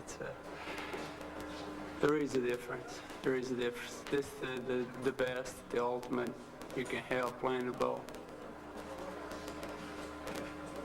How important was it for you to get a good start, get your head back on the right way, get out of the slump that you went into? It's very important. I felt pretty confident these days, and I was just waiting for one game to come as it happened tonight. I realized that I got to go down a little bit more and post up the guys instead of hoping that my three-point shot's going to go in every game and start with them. So I did go down and I post up at first. After that happened, that I hit 2 3-point shots that opened up the game. From that point, I felt pretty confident. Did you use the 8 days physically? Did you use that playoff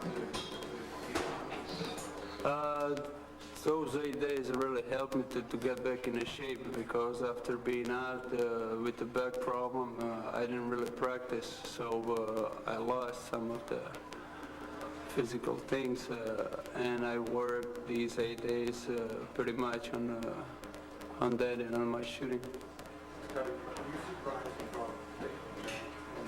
Guarding him and Shrimp and both beating him. Well, I was pretty surprised. I don't think we knew how they were going to match up against us going into the game, and I think they wanted us to make a big issue of some of the cross matches with Shrimp on Michael and Peyton on me, but I thought we did a good job of really just working through our offense and, letting the advantage take place somewhere throughout the execution of our offense. What do you think about Ron Harper's game tonight? Ron played tremendously well. He stayed focused. He still a lot of minutes early in the game, but I think he kept his focus throughout the game. And when he came back in, late in the fourth quarter, he was a big key for us to really step our defense up. Scotty, do you think you demoralized them with your defense in the fourth quarter? Do you think that'll have a carryover effect Well, I think they realized throughout the game that, you know, we're a type of basketball team.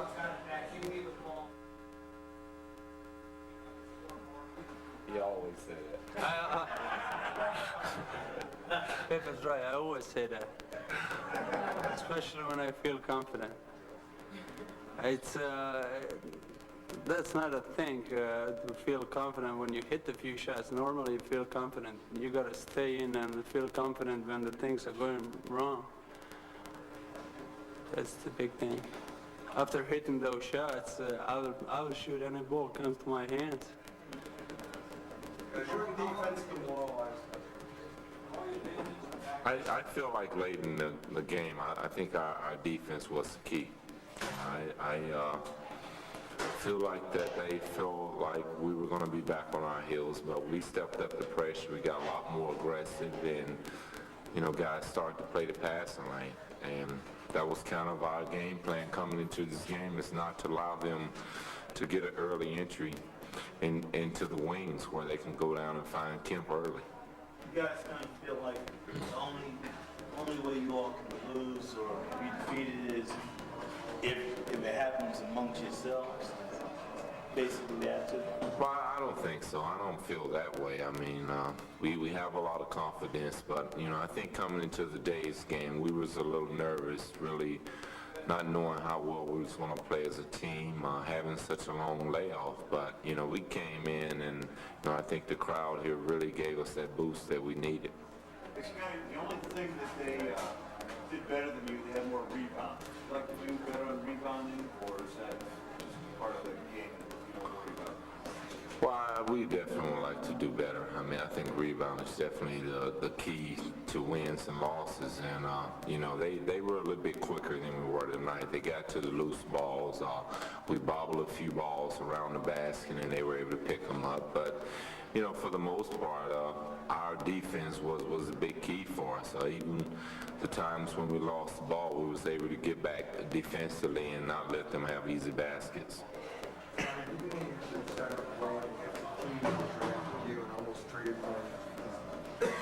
Excuse me, I'm here. Any extra incentive playing against a team that drafted you and almost traded for you? Is that something you did? No, not really. You know, that's something that really never crosses my mind about playing for Seattle or about being drafted to Seattle. You know, for as the way I look at the situation is I've been a Chicago Bull my whole career. Tony, is there a little bit more media pressure here than the game you played here? Much more. Much more. Can you compare it? No. No way. Couple more questions for players? Scotty, there was a shot of you on NBC cheering for Tony when he sank one of his threes. How nice was it to see that shot go down for him?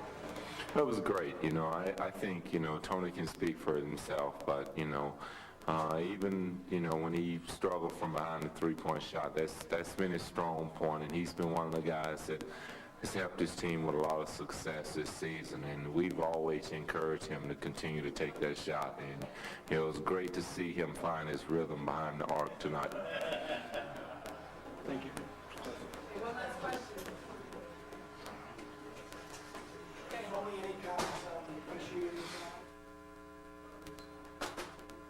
Never. No comments on that.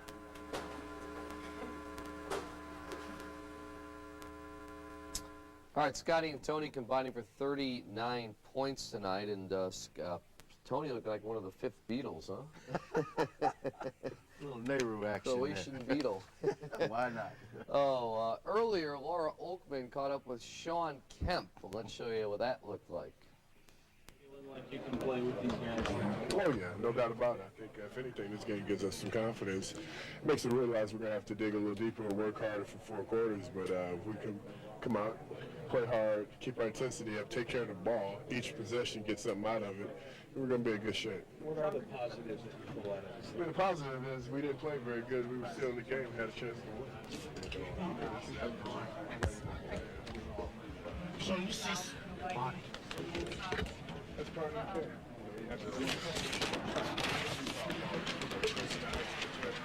You probably caught him on his way. Some similarities in their defense and yours.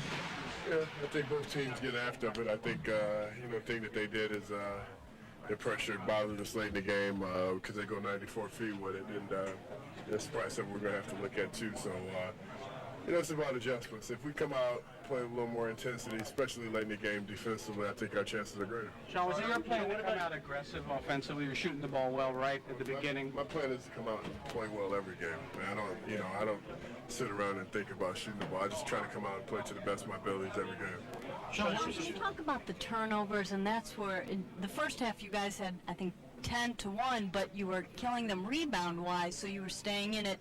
Second half, it kind of turned around. It did. That's what I said before. The turnovers really hurt us late in the game. I think, anytime that you play against guys like this and with good offensive weapons, if you turn the ball over, they have the advantage. They have a 3-on-2, a 4-on-2, and 3-on-1, and things like that, and that hurts you. Anytime that you can give up a layup or a dunk or anything that uncontested, it's going to hurt you. You're playing into their hands, you think, in the fourth quarter? Yeah, anytime you turn the ball over, of course you're going to play in their hands, and we didn't take care of the ball, all of us didn't, late in the game, and we have a chance to win, you got to pull it out. Sean, you guys didn't trap much in this game. Should we see more next game, maybe? You never know. We're going to play it by feel. We haven't been trapping for a couple weeks, actually, so this is not the first game we stopped trapping. How do you get other guys more involved, including Gary? How does he get more involved? Okay, you heard Sean Kemp, 32 points tonight. He definitely found his rhythm. Now he's hoping the rest of the team makes some adjustments and finds theirs. Let's send it back to you guys. All right, that was Laura Oakman a few minutes ago, and also a few minutes ago, Luke Cannell has caught up with Luke Longley inside the Chicago Bulls locker room.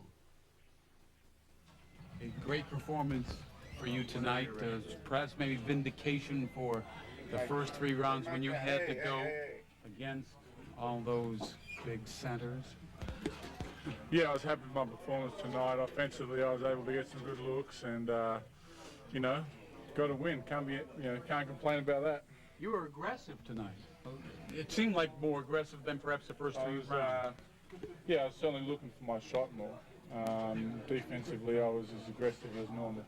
Did you develop a new move out there tonight? There was one where I think you looked left and spun around right and took it to the glass. Tripped over, fell on my face. No, that wasn't the one?